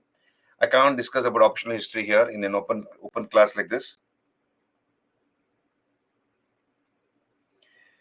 So, please mail me whatever is your query, whatever is your problem. Please mail me. I will forward it to the concerned people. And also, I think mail target IAS at the rate of byju's.com and keep me in CC so that I can also forward it to the concerned people and get it done. We don't want these things to be repeating. I don't want it to repeat again. Okay, so we move on here. So Samantasena was the founder, Vijayasena. So he built this temple, remember this factual information, and patronized Sri Harsha, who wrote Vijaya Prashasti. Then we move on to another king, Ballalasena, who wrote 2 books. Ballalasena, understand this, he wrote 2 books. One is Dana Sagara. This is on omens and portents. What is omen? Hello? I'm sure all of you know what is omens and portents. Basically, what is an omen? Omen is something, an impending event which is generally negative, which is generally something very disastrous or, um, uh, an accident or some bad information, something bad is going to happen. That is called an omen, right? Bad sign. Very good, Jashwant. Thank you. That is called Dana Sagara. He wrote a book called Dana Sagara and on omens and portents. And another book he wrote was Adbhuta Sagara on astronomy. Avanish, it is there, vijay.kumar at the rate of byju's.com. That's my all small letters, Avanish, vijay.kumar at the rate of byju's.com. And please keep me in CC. Target IAS is another, Target IAS, I think at the rate of byju's.com. Okay. So we'll come back here. So Dana Sagara, Adbhuta Sagara. These are the 2 books written by Ballalasena. And understand this part, I want you to understand Kulinism. He introduced a form of nobility. He introduced a form of nobility in Bengal called Kulinism. What is Kulinism? What is Kulinism? Understand this. I believe during those days, Brahmins were divided into 36 groups or males. So there were 36 groups of Brahmins. Okay, understand this, or males of Brahmins or groups of Brahmins. And they were not allowed to marry within each other, among each other. They were not allowed to marry amongst each other. Therefore, it was allowed for such Brahmins to marry girls coming from lower caste from some families. Girls coming from certain lower families, or from lower caste, belonging to some families. Not girls from any caste. Girls coming from some families, certain families in certain lower caste were allowed to be married by these Brahmins. So these Brahmin boys will marry the girls from lower caste, but coming from some particular families. And the children born to such couple were called, kulins. That's called kulina marriage. It's basically hypergamy. In English, it's called hypergamy. What's hypergamy? Marrying a bride of a lower caste. So that progeny born to a Brahmin boy and this lower caste girl, those that group of people came to be called, that together is called Kulinism. Did you understand? That's called Kulinism. So here it is nothing but, did you understand that Brahmins in Bengal who were basically divided into 36 groups were not allowed to marry amongst themselves. Therefore, they could marry girls coming from certain families belonging to lower caste. That's called Kulinism. So he's supposed to have established this form of nobility in Bengal called Kulinism. He founded Gaur or Lucknowti. And another capital of Ballalasena was Nadia. Nadia became his second capital. So Gaur was his first capital. Nadia probably was his second capital. Did you understand Kulinism here? Did you understand Kulinism? All of you? Can I move on? Okay. Yeah. Then we come to Lakshmana Sena. Lakshmana Sena was the last Sena king. He patronized these 5 scholars. They are called 5 gems. Pancharatna. Pancha means 5. Panch. Pancharatnas. Pancharatnas. Pancharatnas, five gems in his court. So Jayadeva, who wrote Gita Govinda, Dhoi, Pamana Duta, Halayudha, Brahmana Sarvasva, Kavi Rahasya.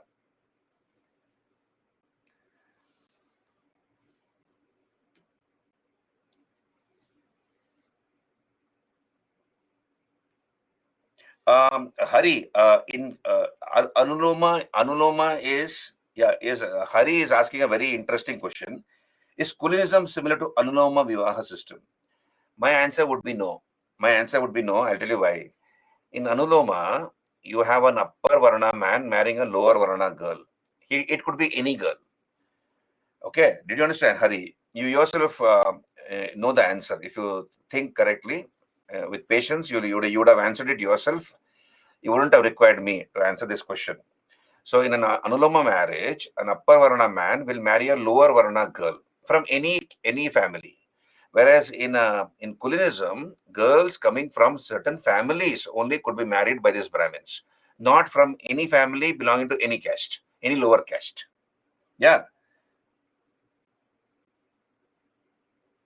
Okay, Sumo says, yes, sir, I'm also a Brahmin from Bengal. Even today, this concept is very popular here in Brahmin families during marriages. Oh, interesting. Okay, fine. That is great, Sumo.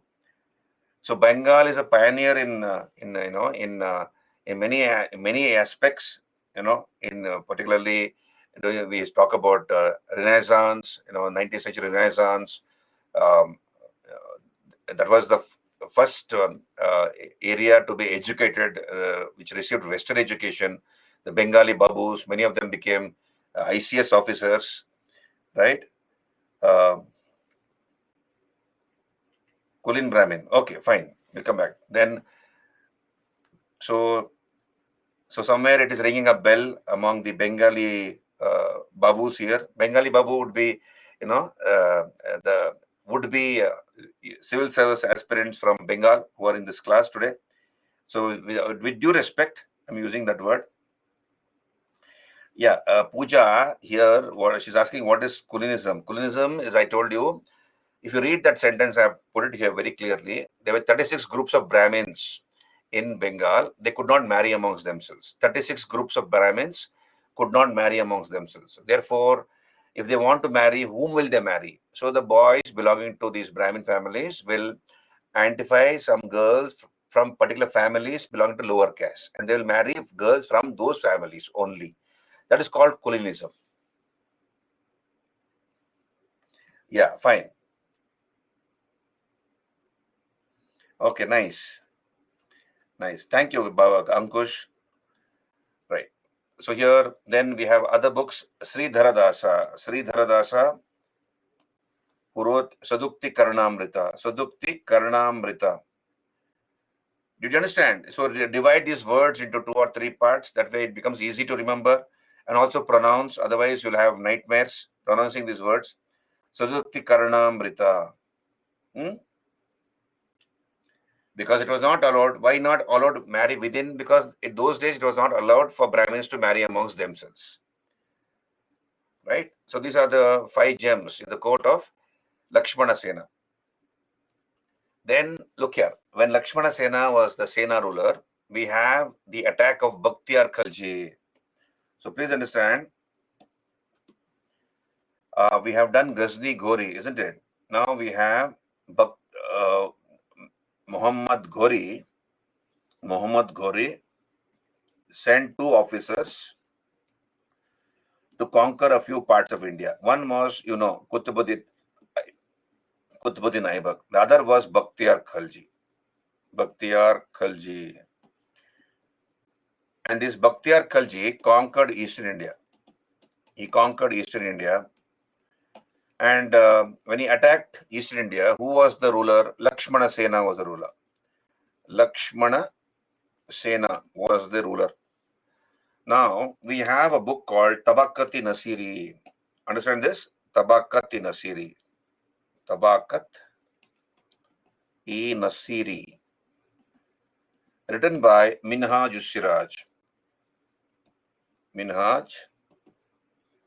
Ussiraj. In this book called Tabaqati Nasiri, we are told that Bakhtiyar Khalji attacked Lucknowti. Understand this? What was the capital of Lakshmana Sena? Lucknowti. Lucknowti was his capital. And it looks like Bakhtiyar Khalji was in a hurry. So with just 18 horsemen, understand this, with just 18 horsemen, he attacked Lucknowti.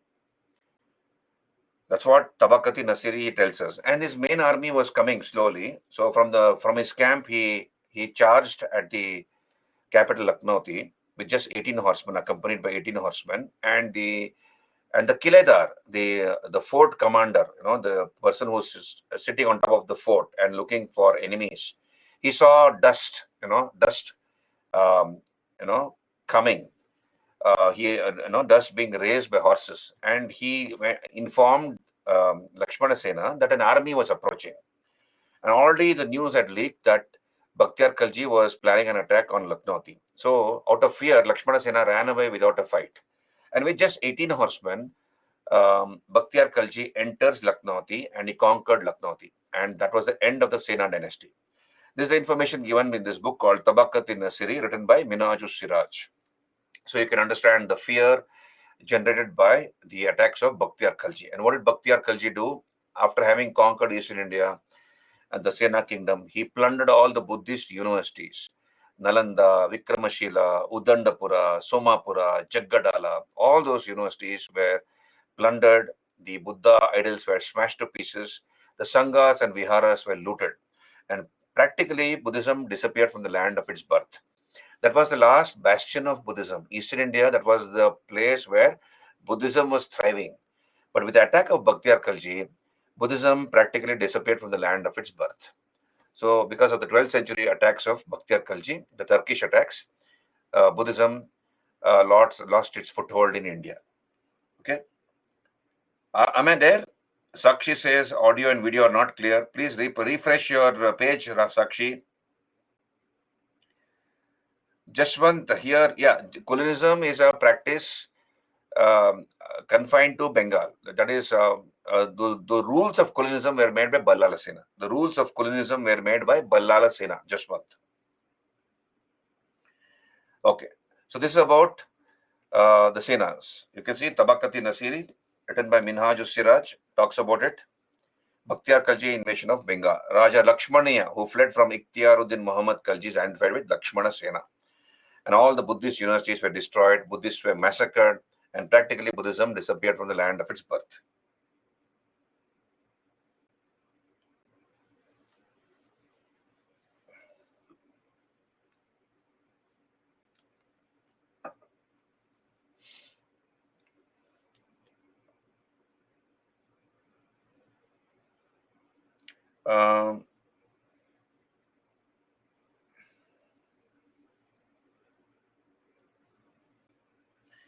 Um, are they trying to increase their population by practicing this type of belief? Kulinism. Avanish is asking that.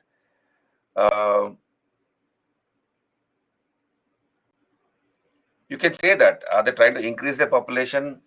So, because in ancient India law, if you see, understand the law of ancient India, it was okay for an upper Varna man to marry a lower Varna girl. We have seen that from the Mauryan period onwards, even before the Nandas, even before the Mauryas, the Nanda king Dhanananda is supposed to have had a keep, isn't it? So it was okay for upper Varna man to have a relationship with a lower Varna woman. That was there all over India. Here, in particular, girls coming from certain families were only married by these Brahmins, because since they were divided into 36 groups, and probably everybody considered each other equal. So they would not marry amongst themselves, but they would marry somebody lower in their Varna. Probably it was, you can say that they were trying to increase the population. Um, Probably that could be said. Or progeny. They were only increasing, not increasing the population, their lineage rather. They were only, stretching their lineage.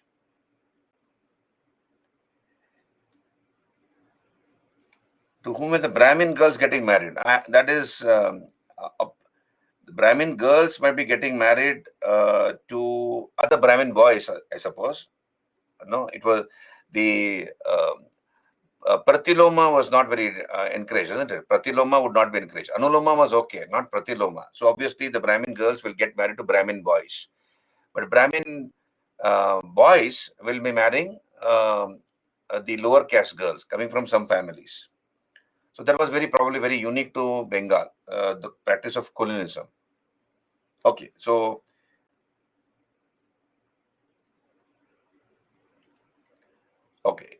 we'll come back here. Let us look at the questions on your screen. Let us look at the questions. Consider the following statements. Answer this question, please, all of you.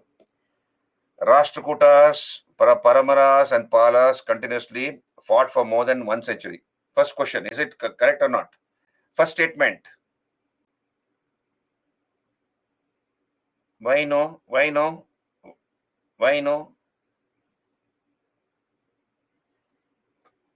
Why no? I am talking about the first statement. Rashtrakutas, Paramaras, Palas continuously fought for more than 1 century. Nobody's answering. You're directly looking at the answer and answering this. That is not fair. Yeah, very good, Saumo. Pratiharas, not Paramaras. So here, understand this question, tricky question. Rashtrakutas, Pratiharas. It should have been Pratiharas, not Paramaras. So Rashtrakutas, Pratiharas, and Palas continuously fought for more than 1 century. So the first statement is wrong. It should have been Pratiharas, not Paramaras.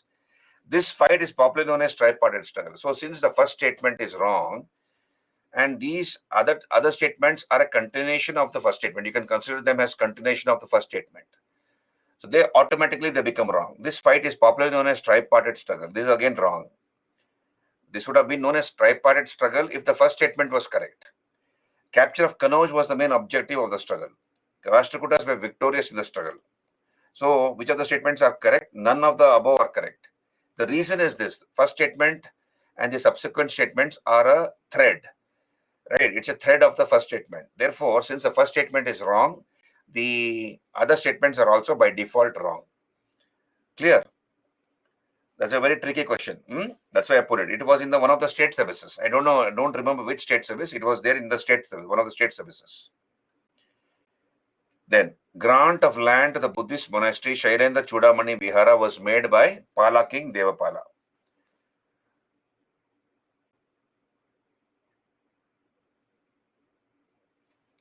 No, Ankush, as I told you, it's a thread. So therefore, grant of land to the Buddhist monastery Shairendra Chudamani Vihara was made by Pala King Devapala. You remember the Shailendra king of Java, Balaputra Deva, built a vihara at Gaya and requested Devapala to grant 5 villages for the upkeep of that particular vihara.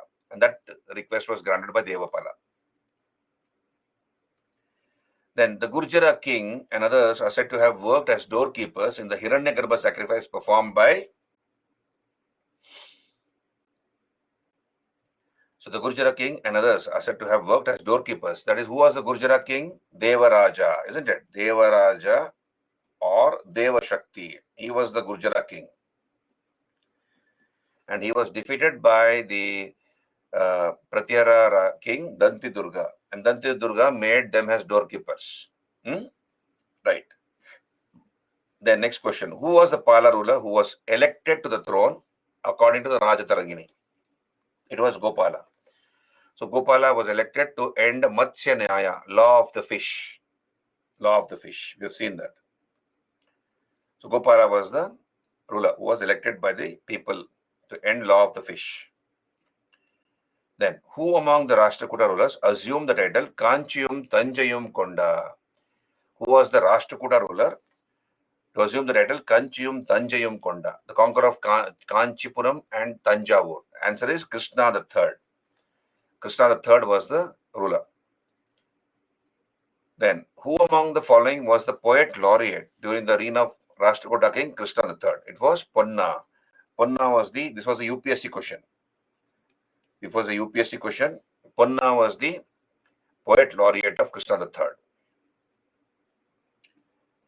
Then, Who among the following Arab travelers described Amoghavarsha as one of the four greatest kings of the world?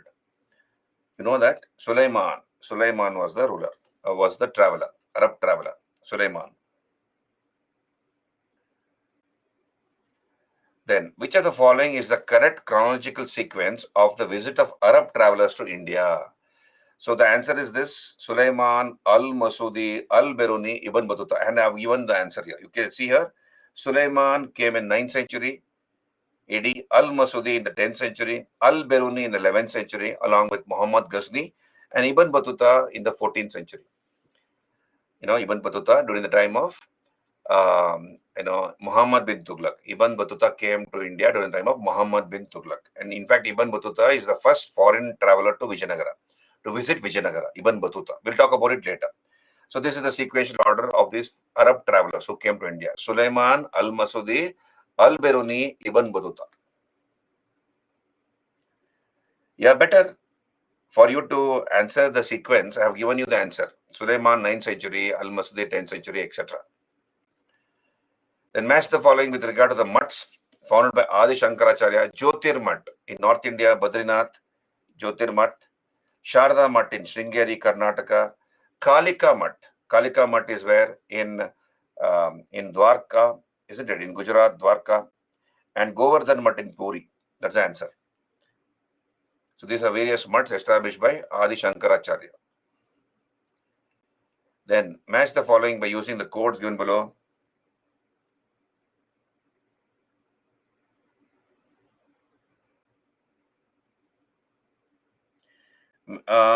Pihu is saying there is even a song, Ibn Battuta Pehen Ke Jhuta.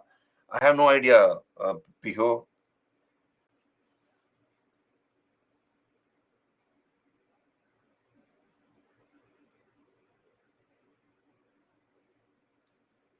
I don't know what you're talking, Pihu. Which song is this? Ibn Battuta Pehen Ke. Ibn Battuta was the name of a person, There's no dress called Ibn Battuta. Okay, we'll come back here. Jinasena, Adi Purana, Amoghavarsha wrote Ratnamalika, Shakatayana, Amogha Vritti, and Mahaviracharya, Ganita Sara Sangraha. So this is the match the following. Okay. Fine, I don't know. I have not seen this movie. Anyway, we move on. Then consider the following statements. 2006 question. The Ikshvaku rulers of southern India were antagonistic towards Buddhism. So here you see Ikshvaku rulers of southern India were antagonistic towards Buddhism. This statement is wrong. I'll tell you why. So Ikshvakus on the ruins of the Shatavahanas. On the ruins of the Shatavahanas, we have the Ikshvakus who succeeded Shatavahanas in the Andhra region, Andhra, Telangana region. Okay, Ikshvakus. And they also ruled all parts of Maharashtra, the Ikshvakus. And some caves in Ajanta were dug out or scooped out during the time of the Ikshvakus. And Ajanta, there are 29 caves at Ajanta. Ajanta is in Maharashtra, as you all know. Ajanta is in Maharashtra. And there are 29 caves here. Okay. Out of 29 caves, 4 are Chaityas and 25 are Viharas. So 4 are Chaityas and 25 are Viharas.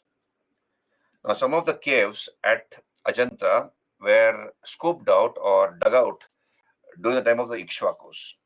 So Ikshvakus were not antagonistic towards Buddhism. They were actually patrons of Buddhism. Therefore, the first statement is wrong. The parallel rulers of East India were patrons of Buddhism. You all know this. That is the second statement is correct.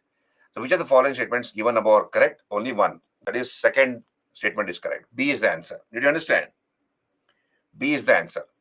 Did you understand the explanation for statement 1, all of you? I have repeated this question as part of Buddhism topic. So again, when I come there, I will talk about it. Then 2006 question. Look at the 2006 question. Who among the following laid the foundations of the Rashtrakuta Empire? My God, such an easy question. Danti Durga. Who among the following laid the foundations of the Rashtrakuta Empire? Danti Durga.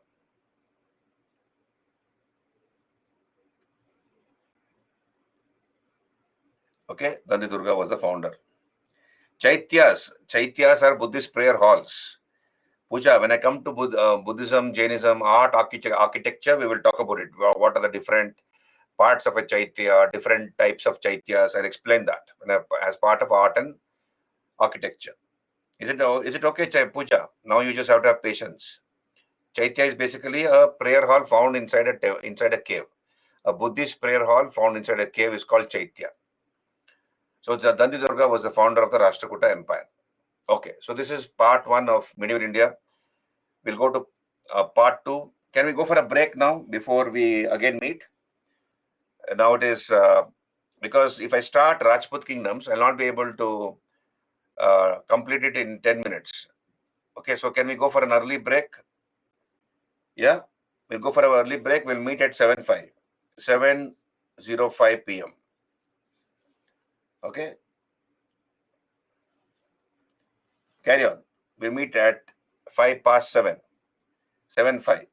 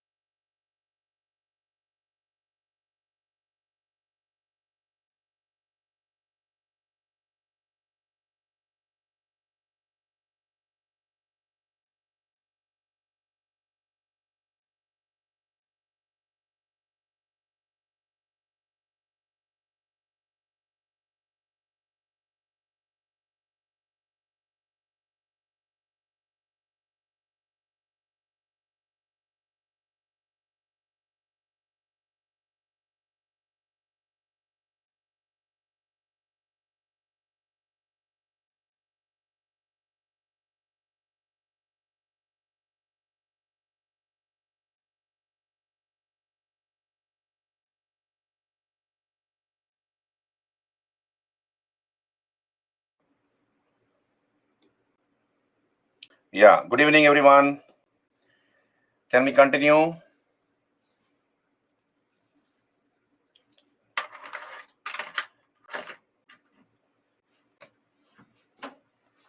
Okay, so let us come to other sections in early medieval India. First of all, Rajput kingdoms. We'll be discussing about Rajput kingdoms. Who are these Rajputs? Various theories as regards the Rajputs, and of course, important Rajput dynasties. And then I'll come to Ghazni and Ghori and other topics. Now, first of all, the period 8 to the 12th century. We'll talk about it. The period 8 to the 12th century is called the Rajput period. The period 8 to the 12th century is called the Rajput period in our history because of the role played by the Rajputs. There were about 36 Rajput clans. There were about 36 Rajput clans, but not all of them are important.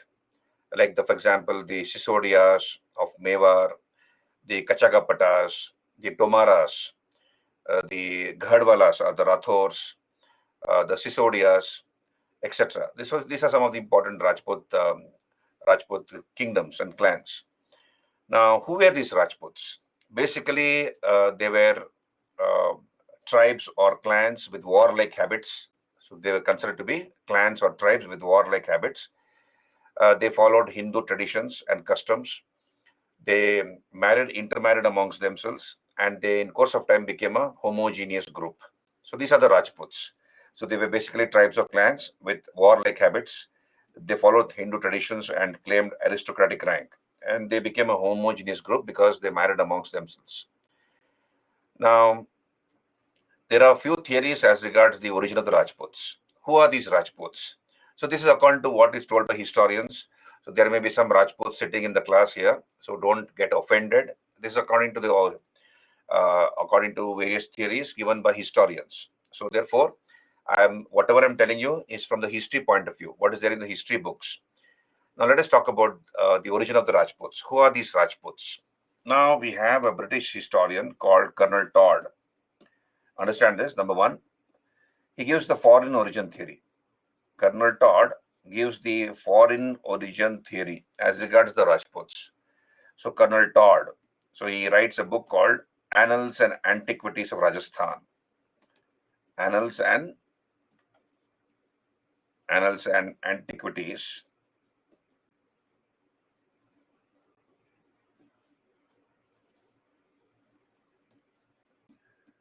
So he writes a book called Annals and Antiquities of Rajasthan.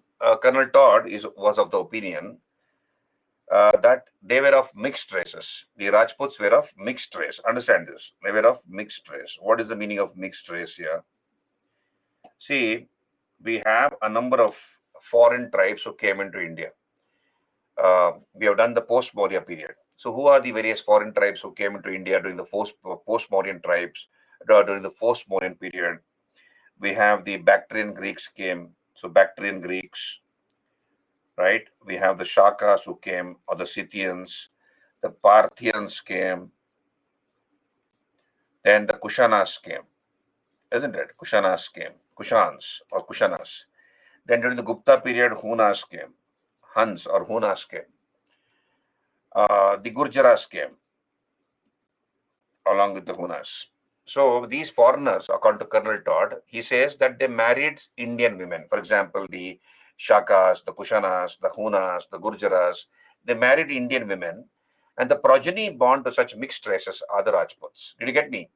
So these foreigners married Indian girls, they married Indian women, okay, or had a relationship with some Indian girls, and the progeny, the children born to such mixed races, are the Rajputs, according to Colonel Todd. And many historians agree to the opinion given by Colonel Todd. Right? So that is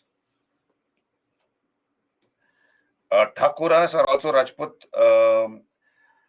As far as my knowledge goes, Pari, Thakur is more of a village headman in a part of India, I feel. Thakur. They're not Rajputs. This is my personal opinion. I may be wrong though, but Thakur generally is somebody who's the head of a village. Am I right? Others. They're caste. Thakuras are caste. Okay, Sakshi. Thakurs. Maybe they may be caste, but then okay, this is about foreign origin. Did you understand? Just focus on here. Okay, thank you. So they are caste. Thakurs are caste, is it? Okay, fine. Whether they were Rajputs, I don't know. So we'll come back here. This is the foreign origin theory given by Colonel Todd, Annals and Antiquities of Rajasthan. Then we have Chand Bardai. We have another theory given by Chand Bardai. Chand Bardai. So, or Burdoi, Chand Burdoi or Burdoi. He was the court poet of Prithviraj Chauhan, Prithviraja III, or also called Prithviraj Chauhan. So Chand Bardai gives us the Agnikula theory. Agnikula theory.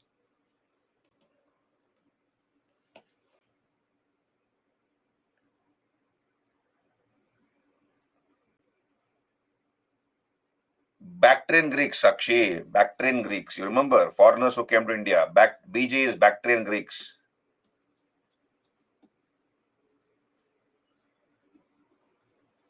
So many foreigners came to India, isn't it?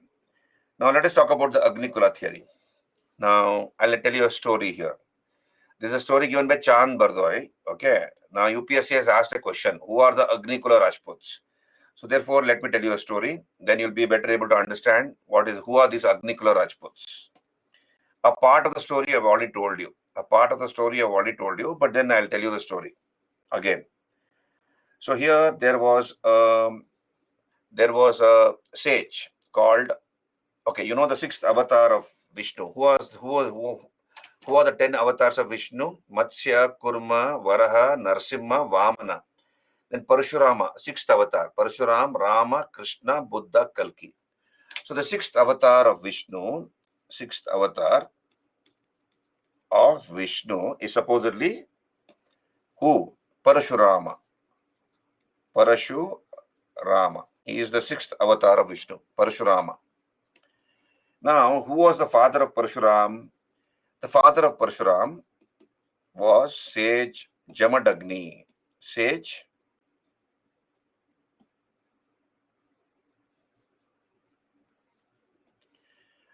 Jamadagni. He was the father of Parashuram. And this sage Jamadagni had a cow with him, a magical cow called Kamadenu. Kamadenu. So this was a magical cow. So whatever you decide, it will give you. If you ask the cow whatever you want, it will give you, including material things. Now there was a evil king. There was an evil king called Kartavirya. So he was a Kshatriya king called Kartavirya. And this Kartavirya wanted to steal the cow. So he comes along with his soldiers, King Kartavirya. He comes to the ashram of sage Jamadagni, the ashram or the abode of sage Jamadagni. And Parshuram was not there. His son was not there. So he tries to steal the cow or take the cow forcibly away from sage Jamadagni. And when sage Jamadagni tried to resist that, the king Kartavirya kills Jamadagni. So King Kartavirya kills the sage Jamadagni, the father of Parashurama. So Parashurama had gone somewhere. He comes to the ashram, and when he comes to the ashram, he sees that the cow is missing and his father has been killed. And he comes to know that the king Kartavirya was responsible for this. So Parashurama becomes very, very angry. He takes his battle axe. He takes his battle axe and he begins to kill all the Kshatriyas on this earth. Pari, did you get me that? After sixth avatar is Parashurama. Parashurama's father is Sage Jamadagni, who had a cow called Kamadenu. And we have a Kshatriya king called Kartavirya, who steals the cow after killing Sage Jamadagni. Jaswant, I will answer that question when I come to Buddhism topic. So let me not jump the topic now. Just hold on. Okay, now Parshurama takes his battle axe and he begins to kill all the Kshatriyas on this earth. So he is wiping away the Kshatriyas on this earth one by one. And who are the people who give protection to the Brahmanas? It says Kshatriyas. Kshatriyas are the ones who give protection to the Brahmanas. So Brahmanas got very scared, I believe. They got worked up because if Parshurama kills all the Kshatriyas on this earth, who are going to give the Brahmanas protection? So some of the Brahmanas ran to Mount Abu. I'll use another page. So they ran to Mount Abu. So they went to Mount Abu. So imagine this is Mount Abu. This is Mount Abu. And on top of Mount Abu, they kindled a havan of sacred fire. So this is the sacred fire. Okay, this is the sacred fire. So they began to do havan. They began to do havan. And they began to pray to gods. What did the Brahmanas ask the gods? Please send us some heroes who will give us protection. Because Parshurama is killing all the Kshatriyas, there will be in no time, there will be no Kshatriyas on this earth to give protection to the Brahmanas. Therefore, the Brahmanas appeased the gods by doing a home or a havan, and the gods were very impressed with this havan made by the Brahmanas. And from the sacrificial fire, which the Brahmanas had kindled at Mount Abu, arose four heroes. So four heroes were born from the sacrificial fire at Mount Abu. And these four heroes became the founders of four Rajput dynasties. These are the Pratiharas. Who are the four Rajput dynasties? Pratiharas, Paramaras, Solankis, and Chauhans. These are called Agnikula Rajputs. These are called Agnikula Rajputs. What is the origin? They arose from the sacred fire at Mount Abu. Did you understand? From that fire they arose, I believe. These are the Agnikula Rajputs. Did you understand? Pratyaras, Paramaras, Solankis, and Chauhans. And these became the founders of four Rajput dynasties, and they were the ones who gave protection to the Brahmanas on this earth. Clear? So this is according to Chand Bordoi, who gives the Agnikula theory. Then we have some scholars who say that the Rajputs, some of them were Brahmanas. Some of the Rajput families were either Brahmanas or Kshatriyas. For example, we have the Rajput dynasties, such as the Sisodias of Mewar, then the Chauhans, then the Pratiharas, and the Paramaras. They were Brahmanas, I believe. Whereas we have another theory which says, some scholars say that they were Kshatriyas. They were basically, Rajputs were Kshatriyas belonging to either Suryavanshi or Chandravanshi. Suryavanshi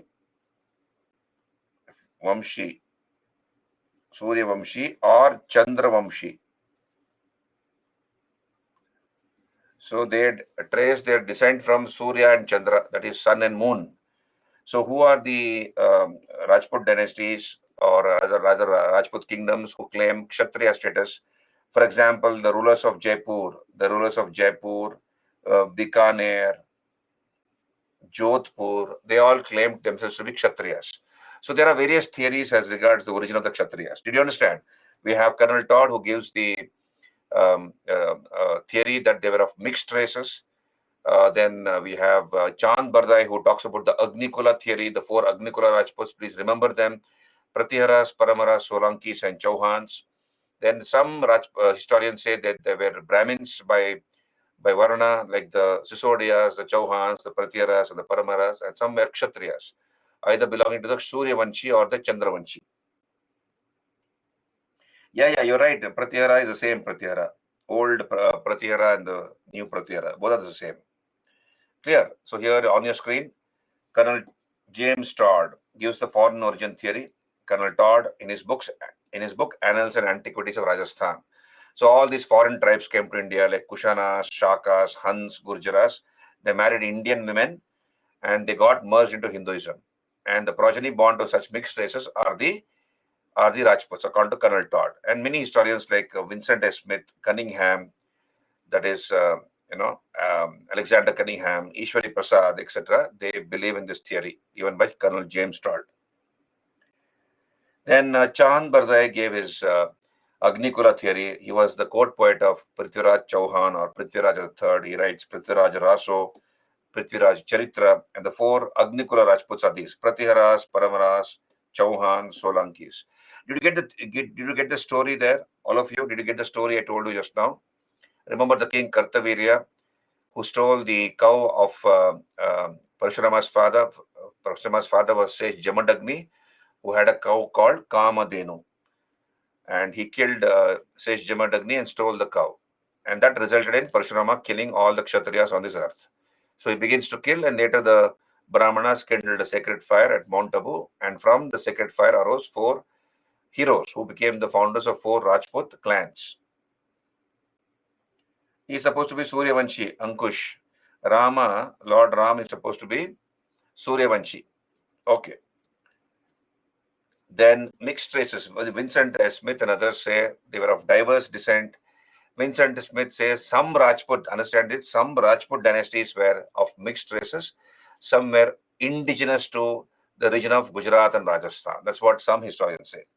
So, for example, we have the Chandela Rajputs of Bundelkhand, Chandelas of Bundelkhand. They originated from Gond tribe. And Rani Durgavati belonged to this tribe. Rani Durgavati, who fought against Akbar. So she belonged to the Gond tribe. So Chandela Rajputs of Bundelkhand were of local origin. They were belonged to the Gond tribe of Rajasthan. And so Vincent Smith says some Rajput families were of mixed races. Some were indigenous to the region of Gujarat and Rajasthan.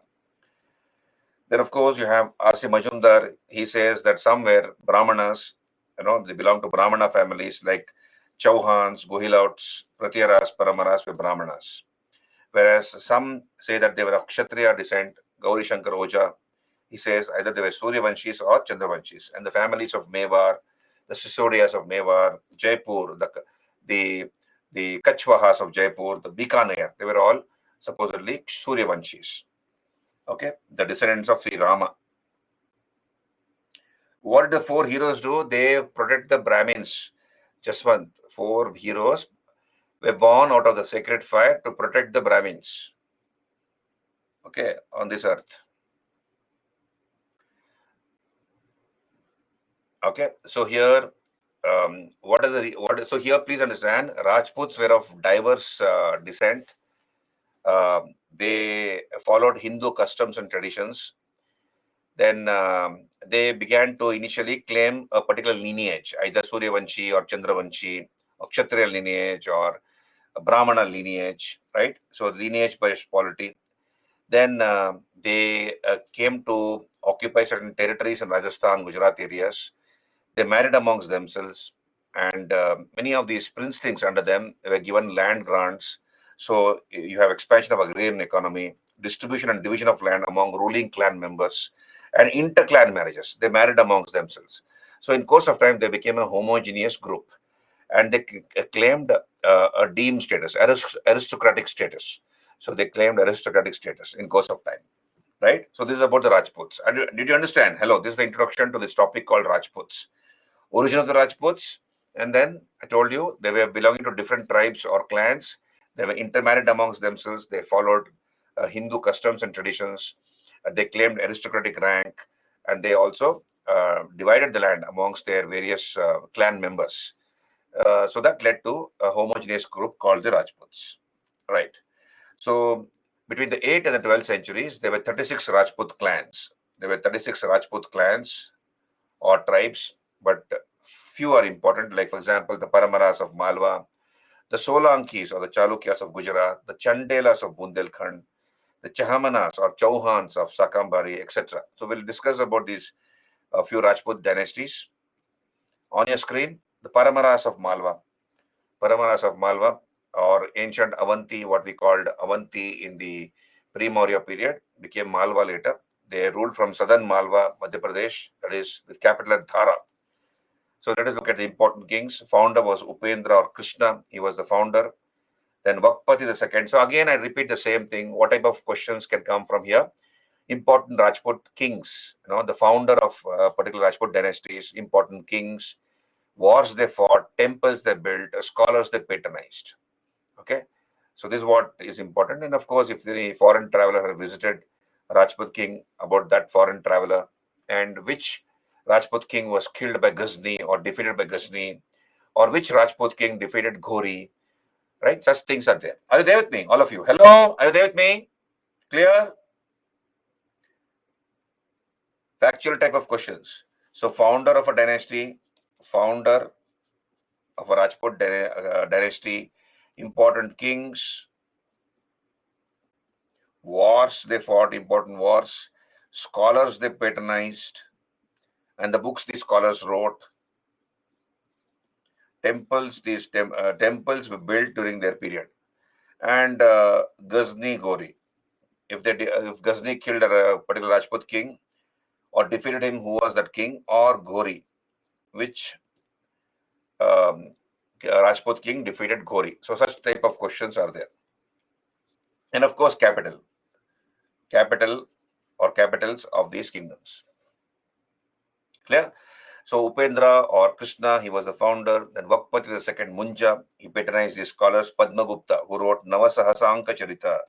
Padmagupta wrote Navasahasanka Charita. And Dhananjaya, who wrote Dasharupaka. So Vakpati the second patronized the scholars. Paramaras of Malwa. According to tradition, please understand, Raja Bhoja was in the court of the Paramaras. Remember? Sorry, Kalidasa was in the court of Raja Bhoja. History says Kalidasa was in the court of which king? Hello? I'm asking you a question, all of you. Kalidasa, the Sanskrit scholar, was in the court of which king and which dynasty? Very good, Ketan. Vikramaditya II of the Gupta dynasty. Okay?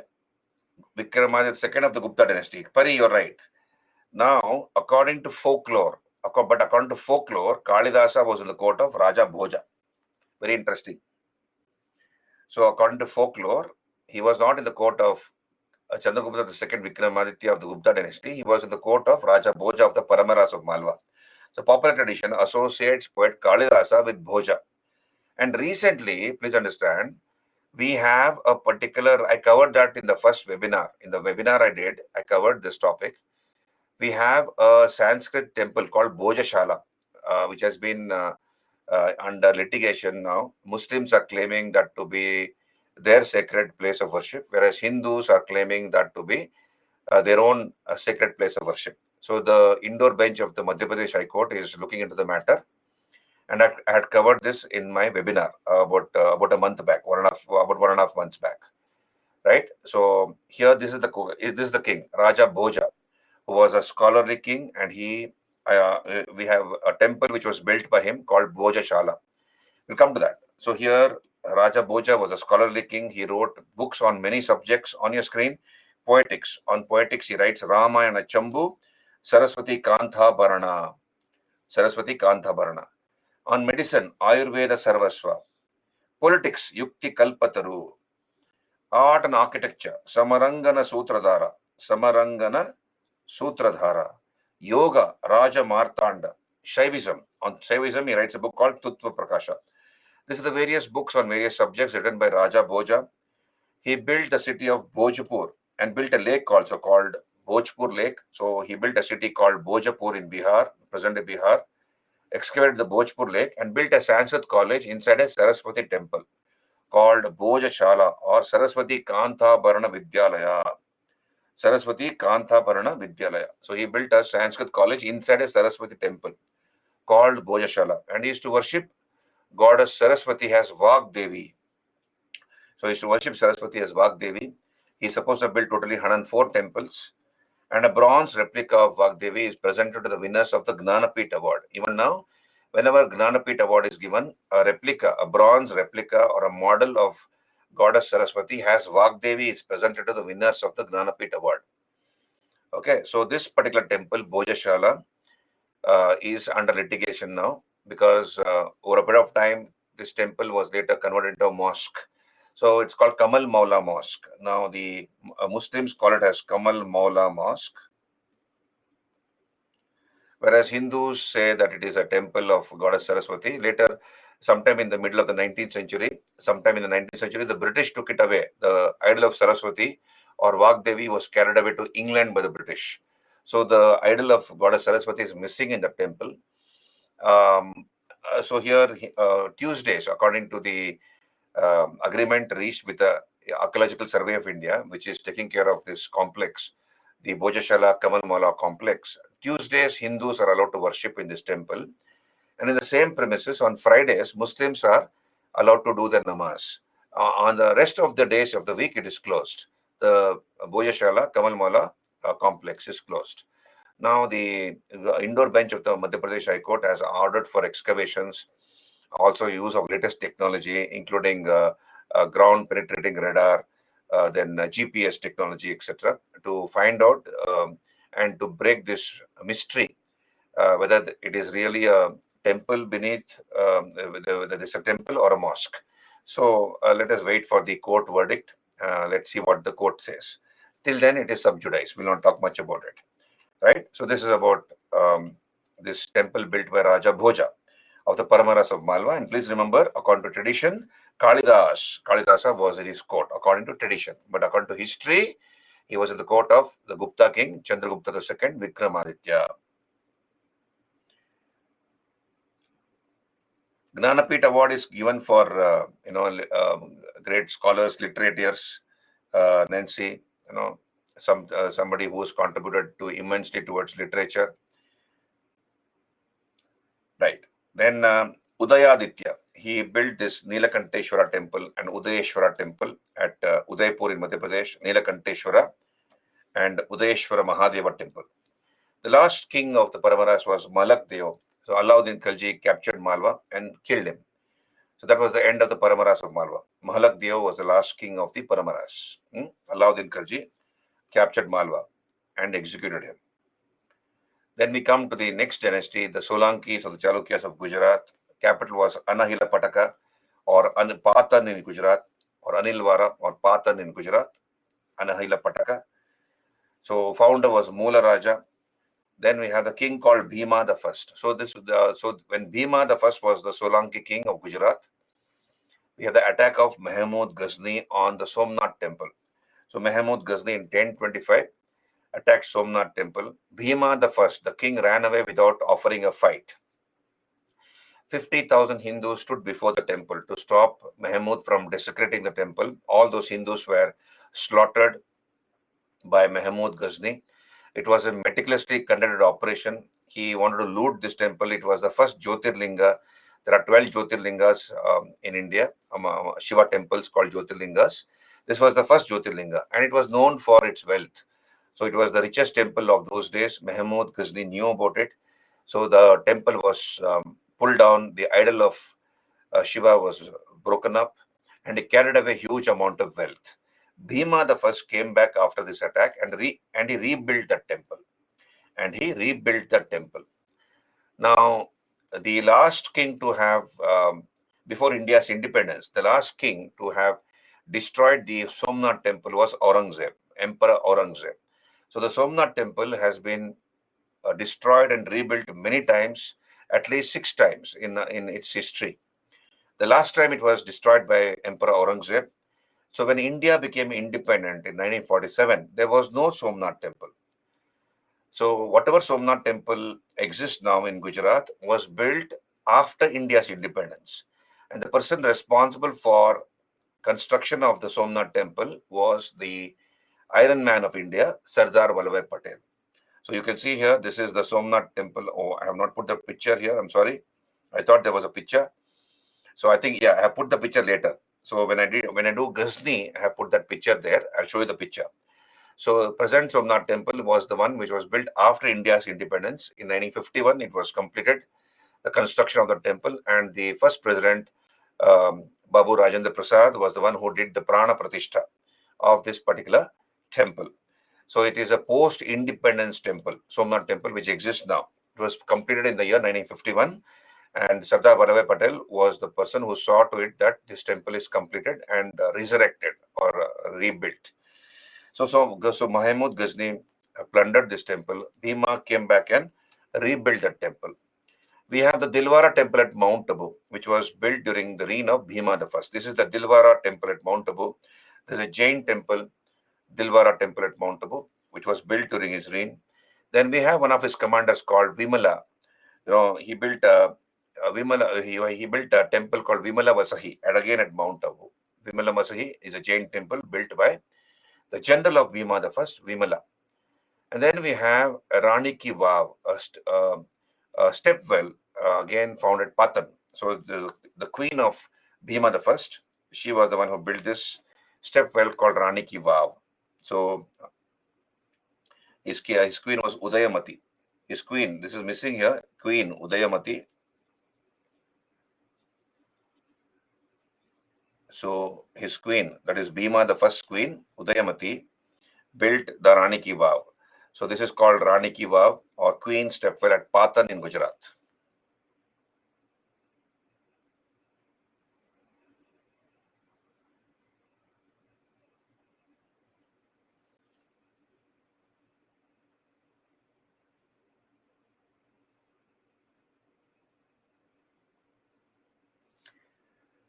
So we go by whatever is told by Chand Bardai, Avinash, right?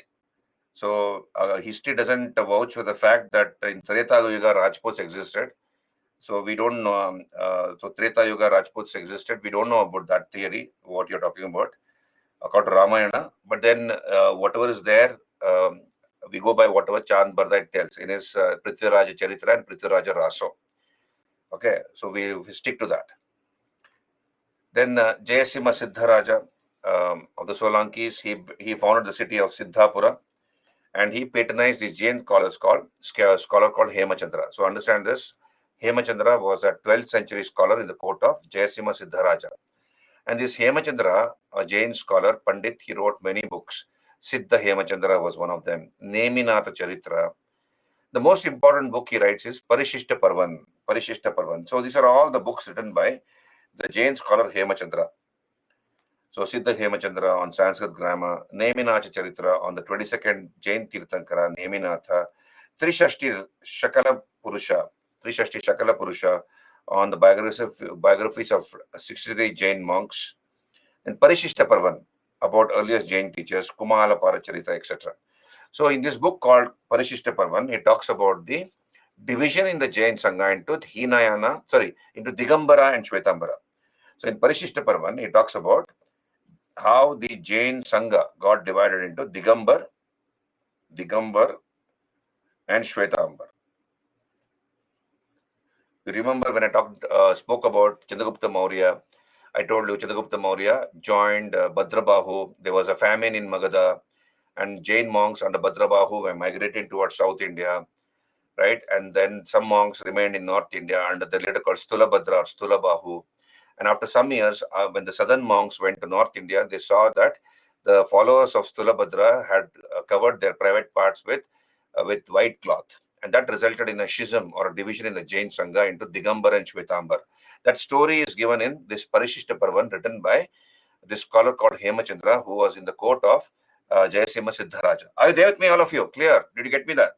If you can raise your hands. We have done this. I have told you when I did the Mauryan period, right? So this is the scholar who talks about the division in the Jain Sangha into Digambar and Shvetambar. Okay.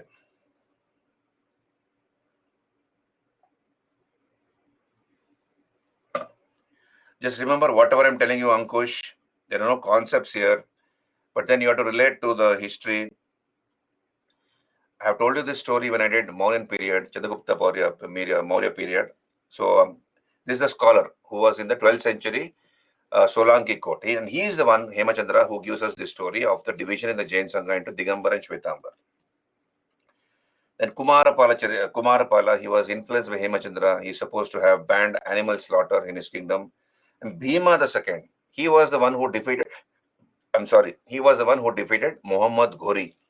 So Ghazni never was defeated by any ruler. But whereas Ghori was repeatedly defeated. In the Battle of Mount Tabu, Bhima II of the Solankis or the Chalukyas of Gujarat defeated Ghori in the Battle of Mount Tabu. So this was in 1178. And his ministers, Vastupala and Tejapala, built the Luna Vasahi temple, dedicated Lord Neminatha, 22nd Tirthankara. The last Hindu king of Gujarat was Karnadeva. He was the last Hindu king of Gujarat. So when I do Alauddin Khalji, I'll talk about it. So Alauddin Khalji was the greatest of the Delhi Sultans. So when he came to power, Alauddin Khalji, he wanted to conquer the whole of the world, like Alexander the Great. And he also wanted to found a new religion. But then better counsel prevailed. He had an uncle who advised him first to conquer India and then think of conquering the entire world. So first North India was conquered by Alauddin Khalji. And the first attack was on Gujarat. So he sent his two officers, two commanders called Nusrat Khan and Ulugh Khan. So at the head of a large army. So the king of Gujarat was this Karnadeva or Rai Karan. He fought bravely, but he was defeated. Alauddin Khalji had the largest army during those days, estimated to be 4.5 lakhs. So that was the size of the army of Alauddin Khalji. So if you look at the stadium, the Eden Garden cricket stadium can accommodate about 1 lakh people. And I think the biggest stadium is the Narendra Modi Stadium, isn't it? Now the Narendra Modi Stadium is the biggest stadium in India, cricket stadium in Ahmedabad. Am I right? So it can accommodate, I think, 1.30 lakh people. 1.30 lakh people can sit in the Narendra Modi Stadium when it is full. Now imagine 4.5 lakh soldiers, the two trained soldiers, fully equipped, and they march against an army, against an invader, against an enemy. So it was a very formidable army. Karnadeva fought bravely, he was defeated. He ran away to Maharashtra. The Maharashtra, present day Maharashtra, was ruled by the Yadavas of Devagiri. Devagiri was their capital, and Yadava dynasty was ruling present day Maharashtra. And the king was a fellow called Ramachandra Deva. So Karnadeva ran away with his daughter Devala Devi. The queen Kamala Devi was caught. That is the wife of Karnadeva, the mother of Devala Devi. And she was sent as a gift to Alauddin Khalji. We'll talk about it later. So Alauddin Khalji conquered Gujarat. He captured Queen Kamala Devi. He married her later. He made her his chief queen. And Karnadeva and his daughter Devala Devi ran away to Devagiri, where Ramachandra Deva gave them asylum, protection.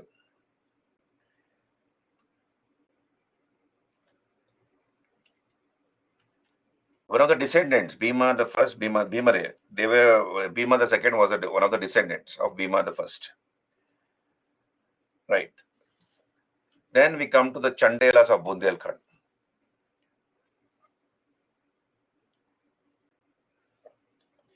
Chandelas of Bundelkhand, they ruled from Jijakabukti, that is Bundelkhand, um, and they ruled from Mahoba. Mahoba and Khajuraho has their capitals. Mahoba is in UP, present day UP. Khajuraho is in Madhya Pradesh. Now, the Chandelas of Bundelkhand are known for their temples in Khajuraho. So there are about 25 surviving temples there. Most of the temples were built by three kings, Ganda, Danga, and Vidyadhara. Danga, Ganda, Vidyadhara. So these are the three kings who built temples here, Danga, Ganda, and Vidyadhara. And what is the theme in these Khajuraho temples? The Kama Sutra of Vatsyayana. So that is the theme here. Khajuraho temples. This is a temple town built between the mid 10th and the mid 11th centuries AD. It's a UNESCO World Heritage Site. Most of the temples are built by Danga, Ganda, Vidyadhara. And you have erotic sculptures. The theme is Kama Sutra Vatsyayana. Now, when you go to these temples, you will be shocked at the sculptures on the outer walls of these temples. The Kama Sutra is shown there, various postures, sexual postures of male and females. And you have gone there to pray, and you're wondering why these sexual postures are shown on the outer walls of a temple. It is not shown inside the temple, in the inner interior walls of the temple. Such sculptures are found on the outer walls of the temples. And you might wonder why. Anybody has a answer for this? Why are sexual postures shown on the outer walls of the temple at Khajuraho Has anybody been to Khajuraho here? So you might wonder, foreigners definitely will wonder, this is a place of worship, why such things are shown? Jaswant says sex education, definitely not. Jaswant, we have enough population even before the Chandelas to have sex education, definitely not.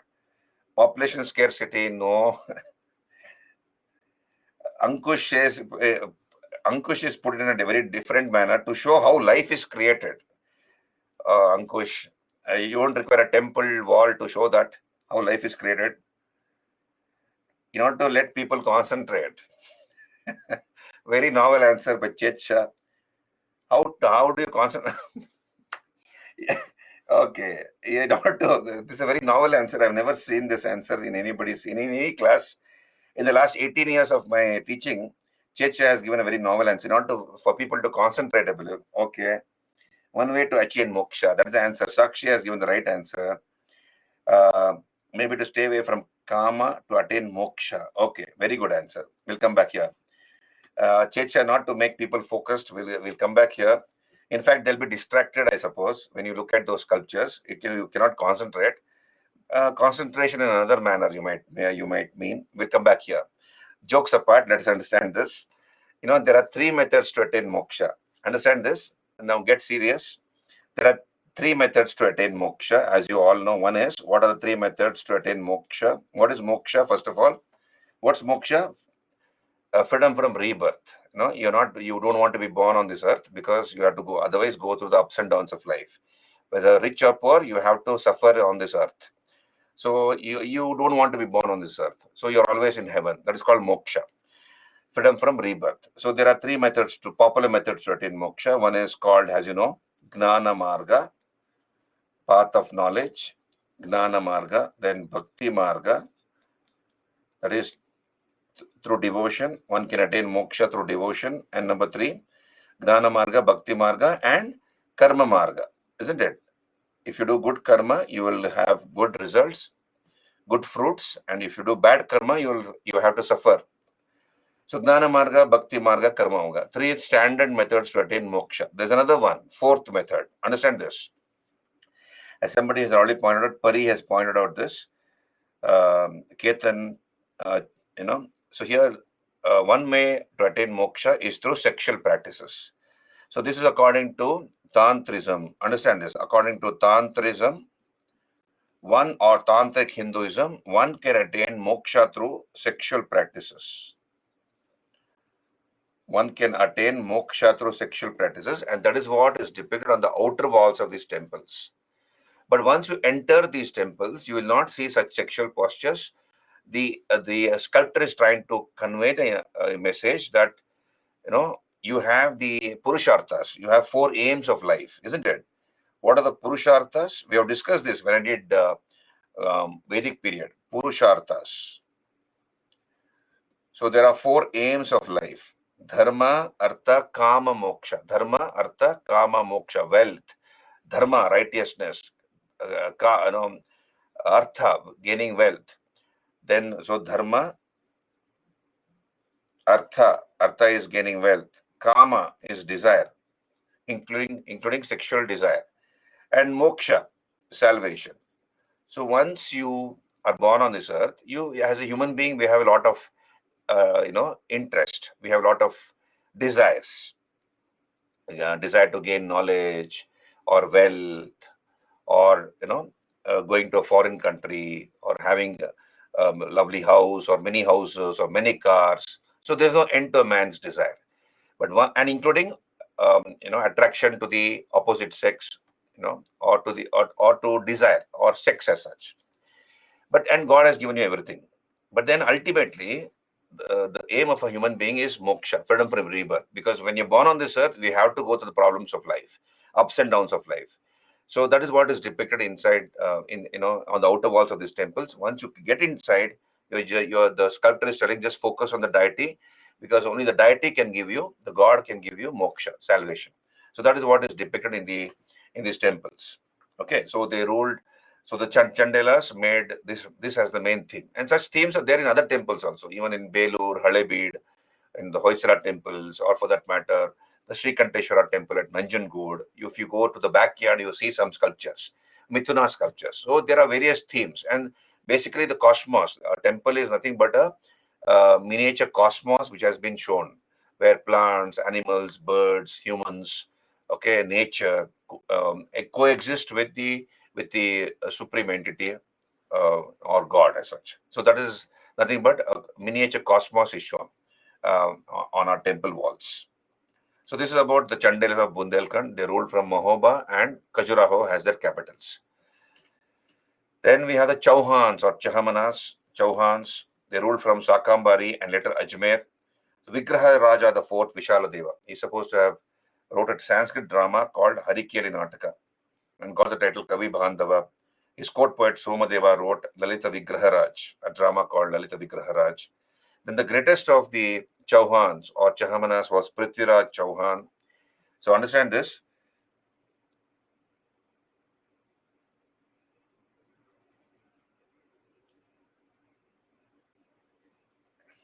So in Tantric Hinduism, Ankush, yeah, I don't know about Kamakya temple in Assam, but then this is what is depicted on the outer walls of the Khajuraho temples, right? One way to attain moksha is through sexual practices. So we'll come back here. Chauhans or Chahamanas, the greatest was Prithviraj Chauhan. All of you are there with me? All of you are there with me? Now look here. Prithviraj Chauhan. Prithvi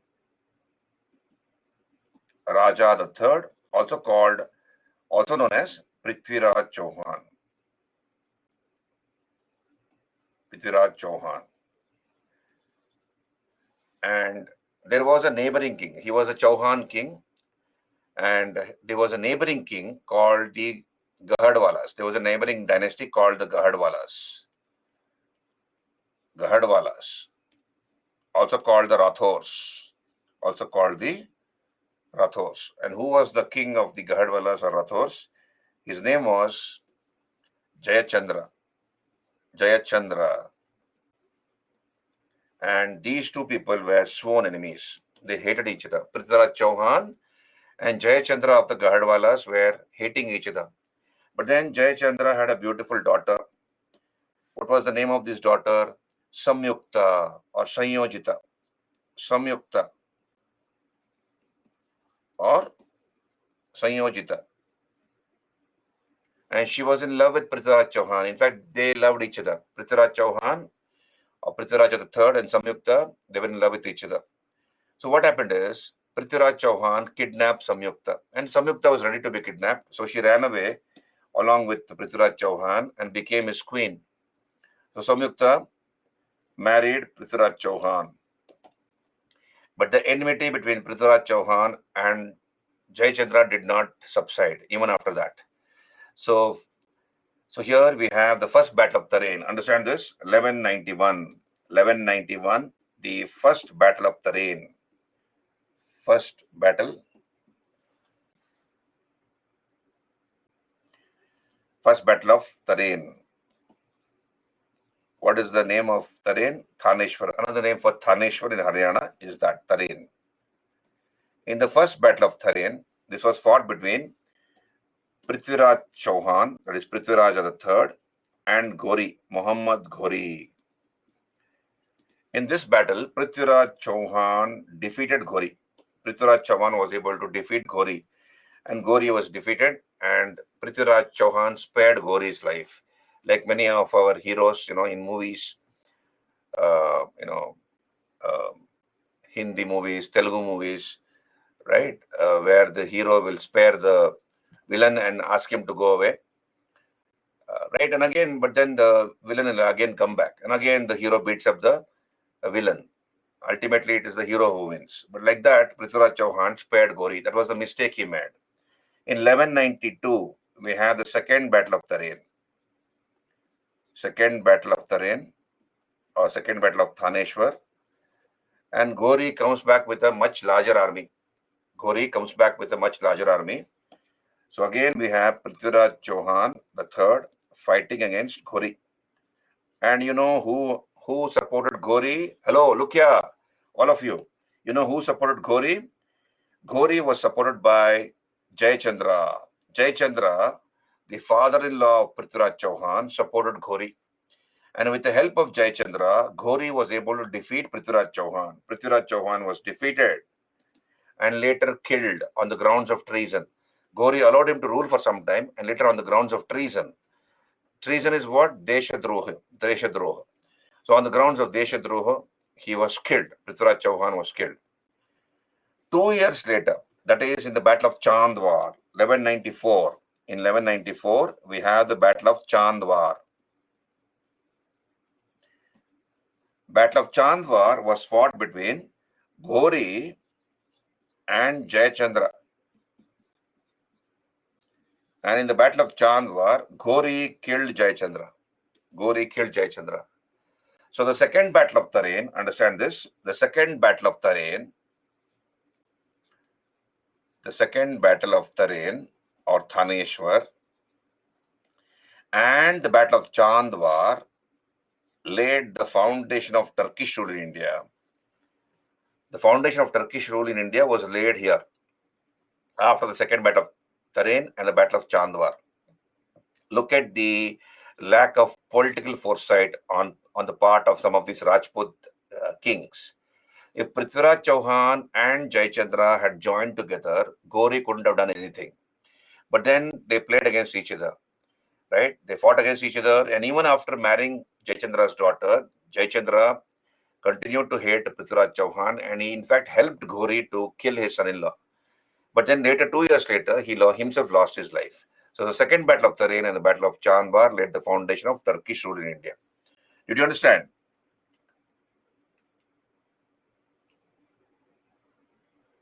Clear? So on your screen, so we have Prithviraj Chauhan the third, greatest of the Chauhans. He's called Rai Pithura. He's called Rai Pithura in Persian literature. His court poet Chand Bardai wrote Prithviraj Raso, which talks about the romance and marriage of Prithviraj Chauhan with Gahadwala princess Samyukta. It is supposed to be the first literary work in Hindi, though many scholars doubt its authenticity. Considered to be the first literary piece in Hindi, the Prithviraj Raso by Chand Bardai. And Prithviraj Chauhan fought 2 battles against Muhammad Ghori. In the first battle of Tarain or Thaneshwar, he defeated Ghori but spared his life. In the second battle of Tarain, Ghori defeated Prithviraj. I told you this battle, along with the Battle of Chandwar, laid the foundation of Turkish rule in India. Are you there with me, all of you? Clear?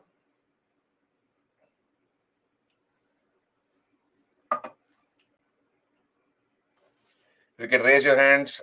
Any doubts? Can I move on? Any doubts? Any clarifications required?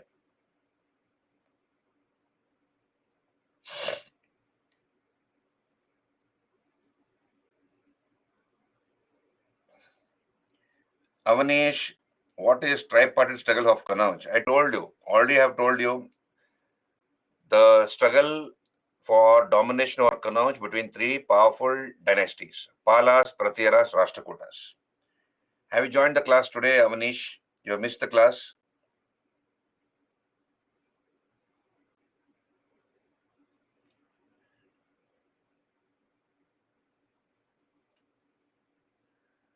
Jayachandra helped Ghori, and after helping Ghori, he saw to it that Prithviraj is killed.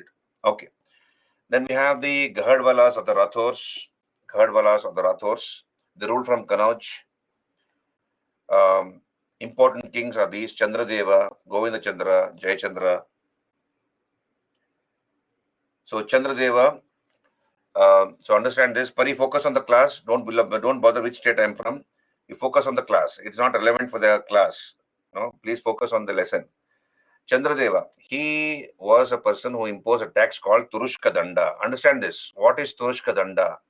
This is a tax imposed by Chandradeva, the Gahadwala or Rathor king. Now, this could be either of these 3. Understand this. A lot of Muslim attacks took place on Rajput kingdoms.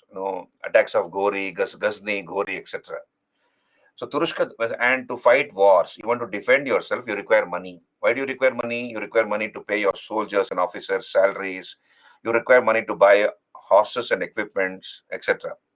So Turushka Danda could be a tax to buy off the enemy. So when the enemy attacks the Rathors, what will the enemy do? If the enemy happens to win the battle, they will loot and plunder.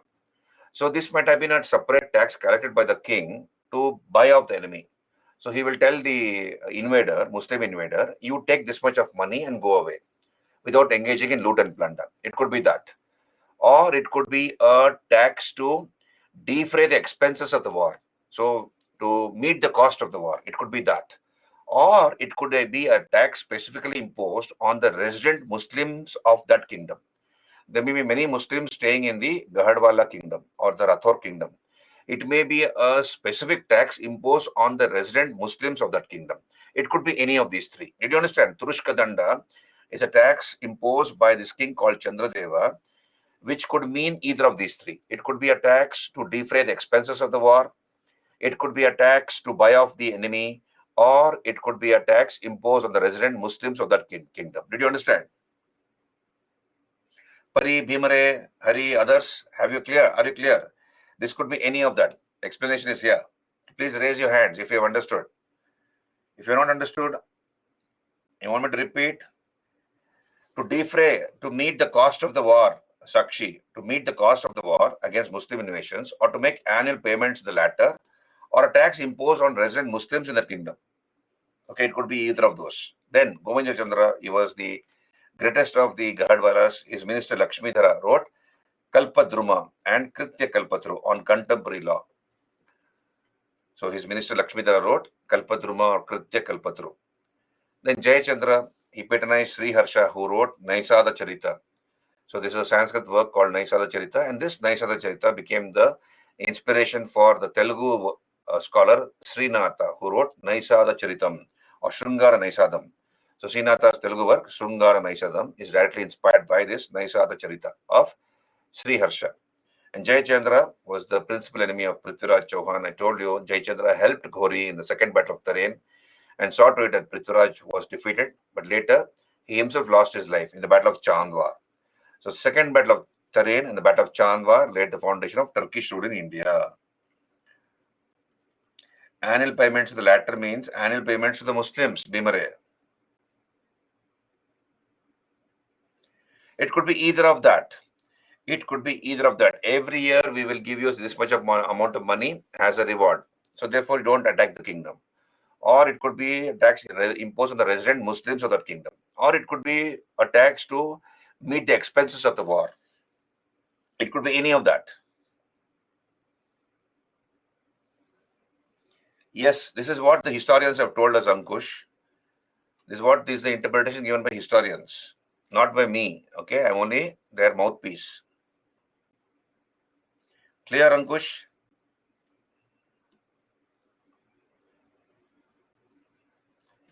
Okay, then we have the Guhilas or Sisodias of Mewar. Guhilas or Sisodias, they were supposed to be the bravest of the Rajputs, the Guhilas or the Sisodias of Mewar. They ruled from Nagaharda, Aghata, and later Chittor has their capital, Chittor in Rajasthan. So we have some great kings like Rana Ratan Singh. So Rana Ratan Singh, who fought against Alauddin Khalji. Some years back, we have this movie called Padmavat.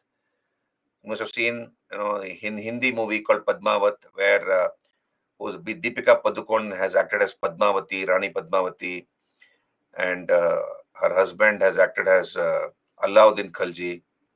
Rana Ratan Singh, is the husband of Rani Padmavati or Padmini. So Rana Ratan Singh fought against Alauddin Khalji. There's no truth in that story either way. When I come to Alauddin Khalji, I'll discuss about it in detail. Don't worry. So Rana Ratan Singh fought against Alauddin Khalji. You see, when was this attack? When did this attack happen? This attack on Chittor happened in 1303. When was Padmavat written? Padmavat is an imaginary story written by Malik Muhammad Jayasi. Malik Muhammad Jayasi writes this Padmavat in the year 1540. 1540 is the year when the Mughals were ruling. 1540 is the year when the Mughals were ruling. Sher Shah was ruling. Humayun lost the throne in 1540. Right. So Padmavat was written during the Mughal period by Malik Muhammad Jayasi, almost more than 200 years after the attack on Chittor by Alauddin Khalji. And this is an imaginary story. There's no truth in that. So keep that in mind. So Rana Ratan Singh either way fought bravely and he died on the battlefield. Rani Padmini, along with thousands of women, performed Jauhar. So Jauhar Saka ritual. We'll talk about it when I do Delhi Sultanate. Then Rana Kumbha of this dynasty, the Sisodias or Guhilots, he built a victory tower or Vijayastamba or Jayastamba at Chittorgarh. So he defeated the combined armies of Malwa and Gujarat. So you have the ruler Muhammad Khalji of Malwa and of Malwa. He attacked along with the Sultan of Gujarat. So both the armies were defeated together by Rana Kumbha. So it was a great victory scored by him against the combined armies of Malwa and Gujarat. So he has installed a victory pillar. This is the Vijayastamba victory pillar at Chittorgarh, installed by Rana Kumbha. And Rana Kumbha is also the person who built the Kumbhalgarh fort. You have the Kumbhalgarh fort, Kumbhalgarh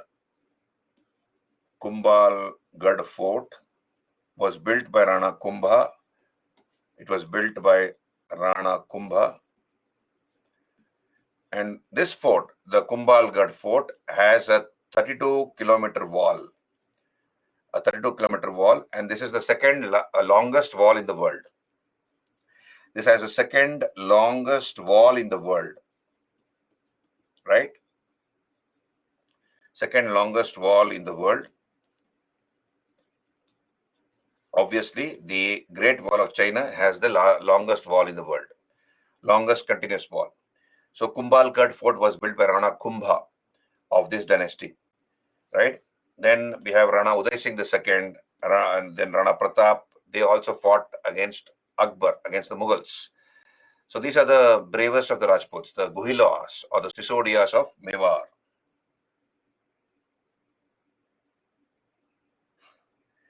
Okay, fine. Bhimare.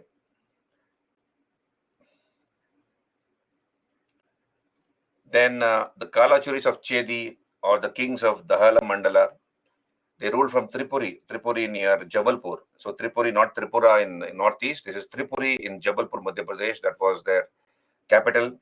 They used the Kalachuri era beginning from 249 AD, 25th September 249 AD. Yuva Raja. So important kings was Yuva Raja. He repelled the attack of the Rashtrakuta king Krishna III. And to commemorate this victory over the Rashtrakutas, we have his poet Rajashekara, who staged a drama in the court of Yuva Raja called Vidhasala Bhanjika. I repeat, Yuva Raja repelled the attack of the Rashtrakuta king Krishna III. And his poet Rajashekara staged a drama in his court called Vidhasala Bhanjika in commemoration of this victory. Then Gangaya Deva, the only person in this dynasty to issue coins in gold, silver, and copper. And they were later conquered by the Delhi Sultans, the Kalachuris of Chedi, or the kings of Dahala Mandala, were conquered by the Delhi Sultans in the 13th century. Then the Tomaras or Tomaras, they ruled from Delhi. So Dhillika or Delhi was their capital. Anangpal Tomar founded Dhillikapuram on the ancient site of Indraprastha in 736 AD and established the Tomara dynasty. So he founded Dhillikapuram, later Delhi, on the ancient site of Indraprastha. And later the Chauhans conquered Delhi. And after the second battle of Tarain, Qutbuddin Aibak made Delhi the capital. Delhi becomes the capital after the second battle of Tarain. The city came under the control of Qutbuddin Aibak. Of course, Qutbuddin Aibak ruled from Lahore. Lahore was the capital of Qutbuddin Aibak. But Delhi came under his control after the second battle of Tarain. This is about the Rajputs. And I have already told you the origin of the name Delhi, how the name Delhi has come about. Remember when I do, have I told you the story of the name, how the name Delhi has come about? I think when I did Gupta dynasty, I have spoken about it.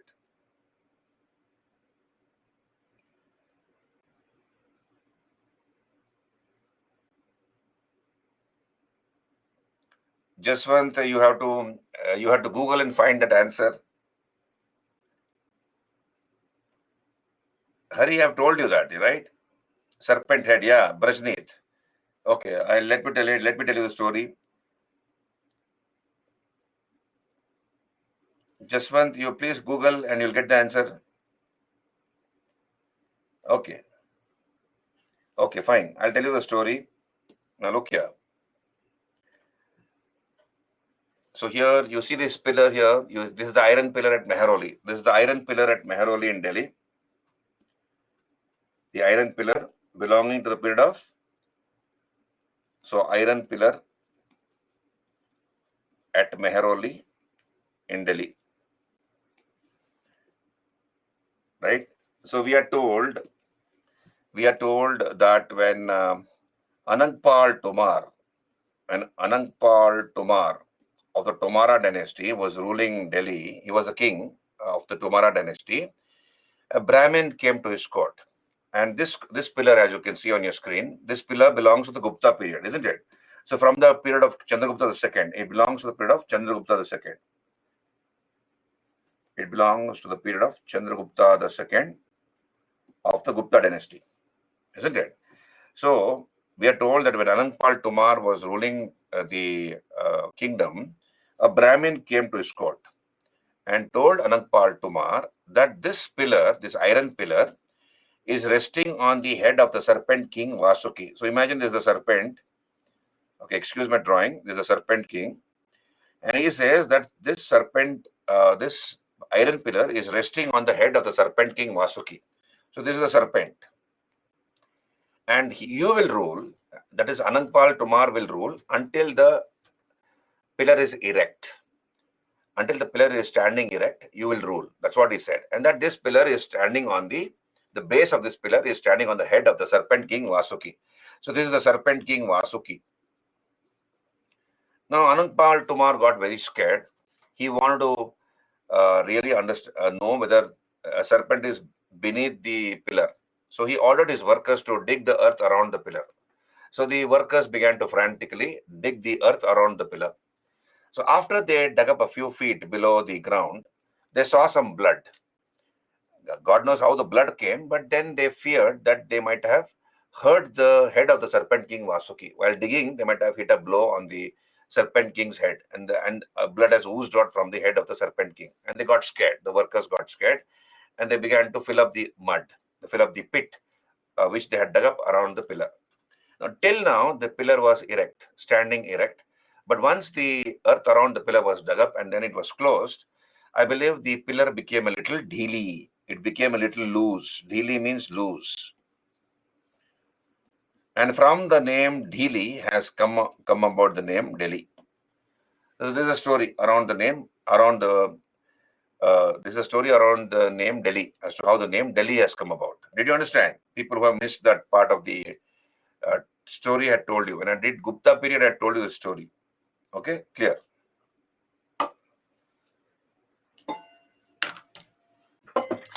Gurcharan, how you want me to tell the story?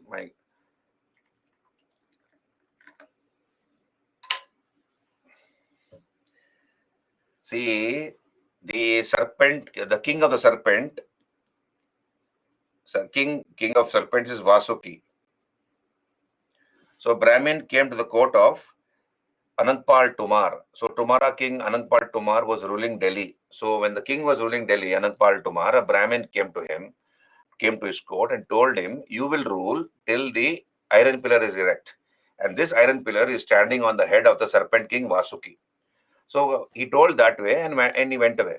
So Anangpal Tomar got scared. What if the snake shakes its head? The pillar will fall and then he will die and that will be the end of his rule. So he wanted to confirm, Anangpal Tomar, whether there is really a serpent below the pillar. So he ordered his workers to dig the earth around the pillar. But once they dug up a few feet below the ground, they saw some blood there. And the workers presumed that they might have hurt the serpent king Vasuki. So they began to close the pit.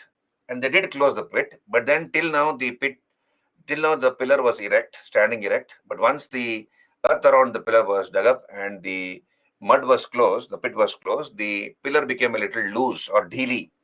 And from the word dhili has come about the name Delhi. That's the origin of the name Delhi. This is a story.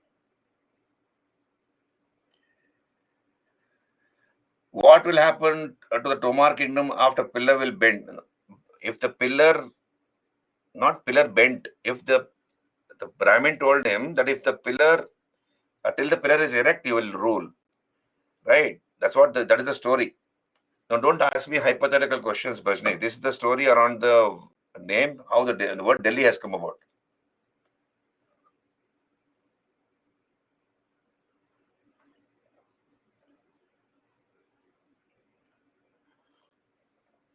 It is there in this book. Nothing, when stories can be easily remembered, it is whatever I told you. The story about the origin of the name Delhi is there in a history book, early and ancient and early medieval in history, written by Upinder Singh, Professor Upinder Singh. She is the daughter of the former Prime Minister of India, Manmohan Singh, and she's a professor of history. Earlier working in the Jawaharlal Nehru University. I don't know whether she's still there in that university. She is the professor of history there. Professor Upinder Singh. In that book, she's written this. The story is there. That's where I took the story from. Right? This is one version, just one. You might have other versions, but whatever I told you is one version of it. Now we'll come back here. Did you understand? These are the various important Rajput kingdoms. So remember the important Rajput kingdoms, their founders, important kings, temples they built, scholars they patronized, the books written by those scholars. Then, so that's what you remember. Now we'll come to the early Muslim invasions on India, Ghazni and Ghori. Clear? Can I move on to the next topic, subtopic rather? Mahmud of Ghazni and Ghori, Muhammad Ghori. So I have time only for Ghazni, I suppose, today. So we will come back here. Mahmud of Ghazni, 997 to 1030 AD. Mahmud of Ghazni. So you see, in Central Asia, we have this dynasty called the Ghaznavids. So Mahmud of Ghazni belonged to the Ghaznavid dynasty. We have number of rulers. What was the capital of the Ghaznavids? Capital was Ghazni. Capital was Ghazni in Afghanistan. Ghazni in Afghanistan was his capital. And we have a number of rulers of this dynasty called Sabuktajin, Alptajin, etc. But the greatest was Mahmud Ghazni. Mahmud of Ghazni. Ghazni was his capital. Now, Ghazni was interested in the wealth of India. Ghazni was interested in the wealth of India. He was not interested in conquering any part of India. Neither was he interested in spreading Islam in this country. He was only wanting the loot and plunder of India, the wealth of India. And he knew that the wealth of India is found in the temples of those days. Now, between 1000 and 1028, understand this, between 1000 and 1028, Mahmud raided into India 17 times. 17 times he invaded India. 17 times in the span of 1000 to 1028. And he made temples the target of his attack. He targeted temples. So Mahmud would, raid into India after the harvest. After the harvest, in the winter season. In winter, he will attack India after the harvest. And why after the harvest in the winter season? Of course, after the harvest, you have the farmers. There's a tradition in this country. In this country of ours, there's a tradition. After many months of hard slogging on the fields, on the farms, the farmers will reap a bountiful crop, right? Provided everything goes well, the rain gods smile upon them, and there's no pest attack, there's no, there's no wild animal attack, etc. So the farmers, after many months of labor, hard labor, will reap a bountiful crop. And he's very thankful to God that he has been able to make a profit. So what will the farmer do? He will go to the nearby village or nearby temple, the most important temple of that area. That temple could be the family god of his family.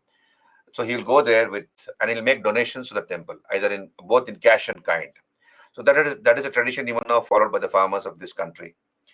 And Mahmud knew this. When thousands and lakhs of farmers will go and make an offering in the temple treasury was full. And he targeted the temple treasury. So he only made temples a target of his attack. Right? So he is considered to be a great hero in the Islamic world. Now we have Mahmud attacking India 17 times. The last major attack of Mahmud Ghazni happened in 1025 on Somnath. Somnath in Gujarat. It was ruled by the Solanki king Bhima the First. We just now saw, we discussed the Solankis or the Chalukyas of Gujarat. The king was Bhima the First. So Bhima the First ran away without a fight, and 50,000 Hindus who stood before the temple to stop Mahmud from destroying their temple were slaughtered, and the idol was smashed to pieces. Huge amount of wealth was carried away by Mahmud to his country, Ghazni.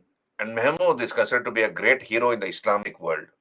With whatever money he took away from India, he built mosques there in his kingdom. He patronized a number of scholars. So he's considered to be a great hero in the Islamic world. And the Caliph gave him some titles, like, for example, Yaminud Dawla, the right hand of the empire, Aminul Mulk, trustee of the empire.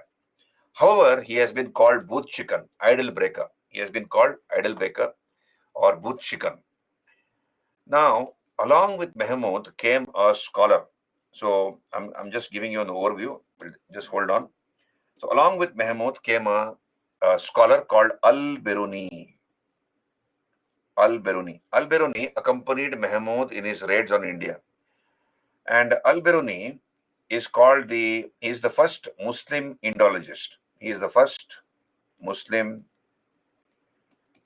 Indologist. Who is an Indologist? An Indologist is somebody who takes interest in India's history,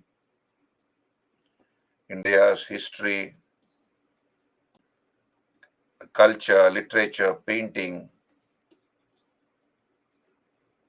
literature, etc. So, and he was also a great scholar by himself. He was a polymath. Polymath is somebody who has a wide interest. So understand the meaning of these words. Polymath. Polymath is somebody who's got a wide interest. So he was a well-studied man, extensively read man, who knew many languages, and also he is considered to be the first Muslim Indologist. So Al-Biruni accompanied Mahmud in his raids on India. He stayed in India for about a dozen years. Al-Biruni, he mingled with the Sanskrit pundits and scholars. He learned Sanskrit in this country, Al-Biruni, and he translated a number of books from Sanskrit into Arabic language. He translated a number of books from Sanskrit into Arabic language. For example, books on Indian medicine, books on medicine, books on mathematics. They were all written in Sanskrit language. Then mineralogy, astronomy. So a number of books written in Sanskrit language and on all these subjects were translated into Arabic language. Al-Biruni writes a book called Kitab-ul Hind. Kitab-ul Hind, also called Tariq-ul Hind. Tariq-ul Hind, another name for Kitab-ul Hind. And this book is called the Mirror of 11th Century India. This is called the Mirror of 11th Century India, this book. That is, we come to know what was happening in India during that period. That's why it's called the Mirror of 11th Century India. In this book called Kitab-ul Hind, Al-Biruni talks about the insular attitude of Indian priestly classes, the insular attitude of the Brahmanas, particularly the Brahmanas. That is the priestly classes of India. Priestly classes. So Mahmud says, he criticizes the attitude of the Brahmins or the priestly classes of India, the educated sections of Indian society, the Brahmanas. He says the Brahmins think too big about themselves. They think that there's no country like theirs, there's no nation like theirs, there's no religion like theirs, there's no science like theirs. So they think they know everything under the sky. They don't want to learn anything from outsiders like me, because they think that the knowledge of the entire world is in their minds. And he says the ancestors of the 11th century Indians were not like this. If they knew something, they should share that knowledge with their own people and also outsiders like me. But the 11th century Indians, particularly the priestly classes, uh, were uh, they were very secretive about whatever they knew. So they will not share anything with their own people. What about an outsider like me? That's what he says. Then Mahmoud also tells us that Indians had no knowledge of writing. Al-Biruni says that Indians had no knowledge of history writing. So no knowledge of history writing. They don't know how to write history, he says. Then he also says that it is easy to defeat Indians in battle. Easy to defeat Indians in war. Why? Because of the easy to defeat Indians in war. Why it is easy to defeat Indians in war? Because of the Varna system. He says because of the Varna system, because of the caste system or the Varna system. You have four Varnas, as you know: Brahmana, Kshatriya, Vaishya, Shudra. So whenever an attack happened, whenever there was a war, it was only the Kshatriyas who went to fight. Others are minding their business. The Brahmana is doing his priestly job or teaching job. The Vaishya is doing agriculture or business, and the Shudra is doing other menial jobs. Only the Kshatriyas went out to fight, and therefore it was very easy to defeat them, he says. So these are all some of the remarks made by Al-Biruni. Right, now, if you look at the attacks of Ghazni on your screen, so 1000 AD, you have his first expedition. I told you between 1000 and 1028, he raided into India 17 times. So in this first expedition, he conquered Lamgan from the Hindu Shahis. So we have this dynasty called the Hindu Shahis ruling over parts of Afghanistan, Central Asia. They were called the Hindu Shahis. So he conquered the Lamgan fort from them. Then he defeated Jaipala, the Hindu Shahi ruler. And this Jaipala was so much insulted because of this defeat that he burned himself to death. So he burned himself to death because he could not, um, uh, take this heinous defeat by Ghazni. So Jaipala burned himself to death. Then he conquers Multan. Multan those days was called the gateway to India. So Multan is in Pakistan now, as you all know. So this was called the gateway to India, gateway of India, Multan. So he conquers Multan in 1005 AD. Then he plundered Nagarkot, or also called Kangra in Himachal Pradesh, Nagarkot. Then he defeated the son of Jaipala, Anandapala, in the Battle of Vaihind.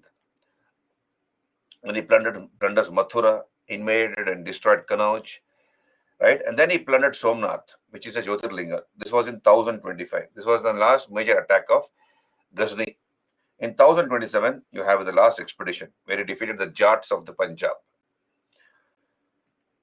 So, destruction of Somnath, 1025 AD. And this is a Somnath temple. You will see here on your screen, this is a Somnath temple. This was built in 1951 after India's independence, the courtesy Sardar Vallabhbhai Patel. And this is the first among the 12 Jyotirlinga shrines of Shiva. Right? So this is Shiva on the facade of the Somnath temple. Facade is what is facing us, the main entrance. That's called facade. So Mahmud was he's considered to be a great hero in the Islamic world. He patronized a number of scholars. And you have this historian called Muhammad Habib. Muhammad Habib calls his raids as economic raids. He says that they were in the nature of economic raids. He was only wanted to loot and plunder the temples. But unconsciously, he created a hatred or a dislike towards the Muslims of India by the Hindus, because he heard the religious sentiments of the Hindus when he plundered the temples, made the temples the target of his attack, and that hurt the religious sentiments of the Hindus. So that led to a certain amount of animosity, dislike towards the Muslims on the part of the Hindus. Ghazni patronized these scholars like Utbi, who wrote Tariq-i-Yamini in Persian language, Firdausi, who wrote Shahnama. Shahnama is the biography of Mahmud Ghazni. In fact, he carried away Firdausi to Ghazni and ordered Firdausi to write his biography. So Shahnama, written by Firdausi, is called the is the biography of Ghazni, and Firdausi is called the Homer of the East. So Homer was an ancient Greek writer. Homer. Homer writes Iliad and Odyssey. Iliad and Odyssey are the works of Homer, and he was an ancient Greek writer. So Firdaus is called Homer of the East. And Al-Biruni, I already told you, he wrote, he's the first Muslim Indologist. and he translated a number of books from Sanskrit into Arabic language, like, for example, Varamahira's Paulus Siddhanta, Euclid's Principles of Geometry. He was in India between 1018 and 1030, and he writes Tariq, no, Kitabul Hind or Tehqiq Hind, which is called the Mirror of 11th century India. He wrote more than 20 books in Arabic, translated a number of books, for example, on astronomy, Kanuni Masudi, on mineralogy, Jawahir fil Jawahir. So this is about Al-Biruni and Mahmud of Ghazni.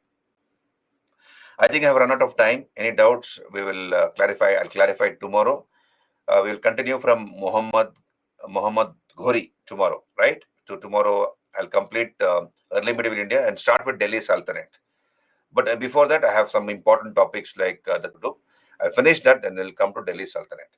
So you have a good night's sleep. We'll meet tomorrow. Any doubts? Please mail me, or you can ask me tomorrow in tomorrow's class. Okay. Thank you very much. I'm logging out. Good night.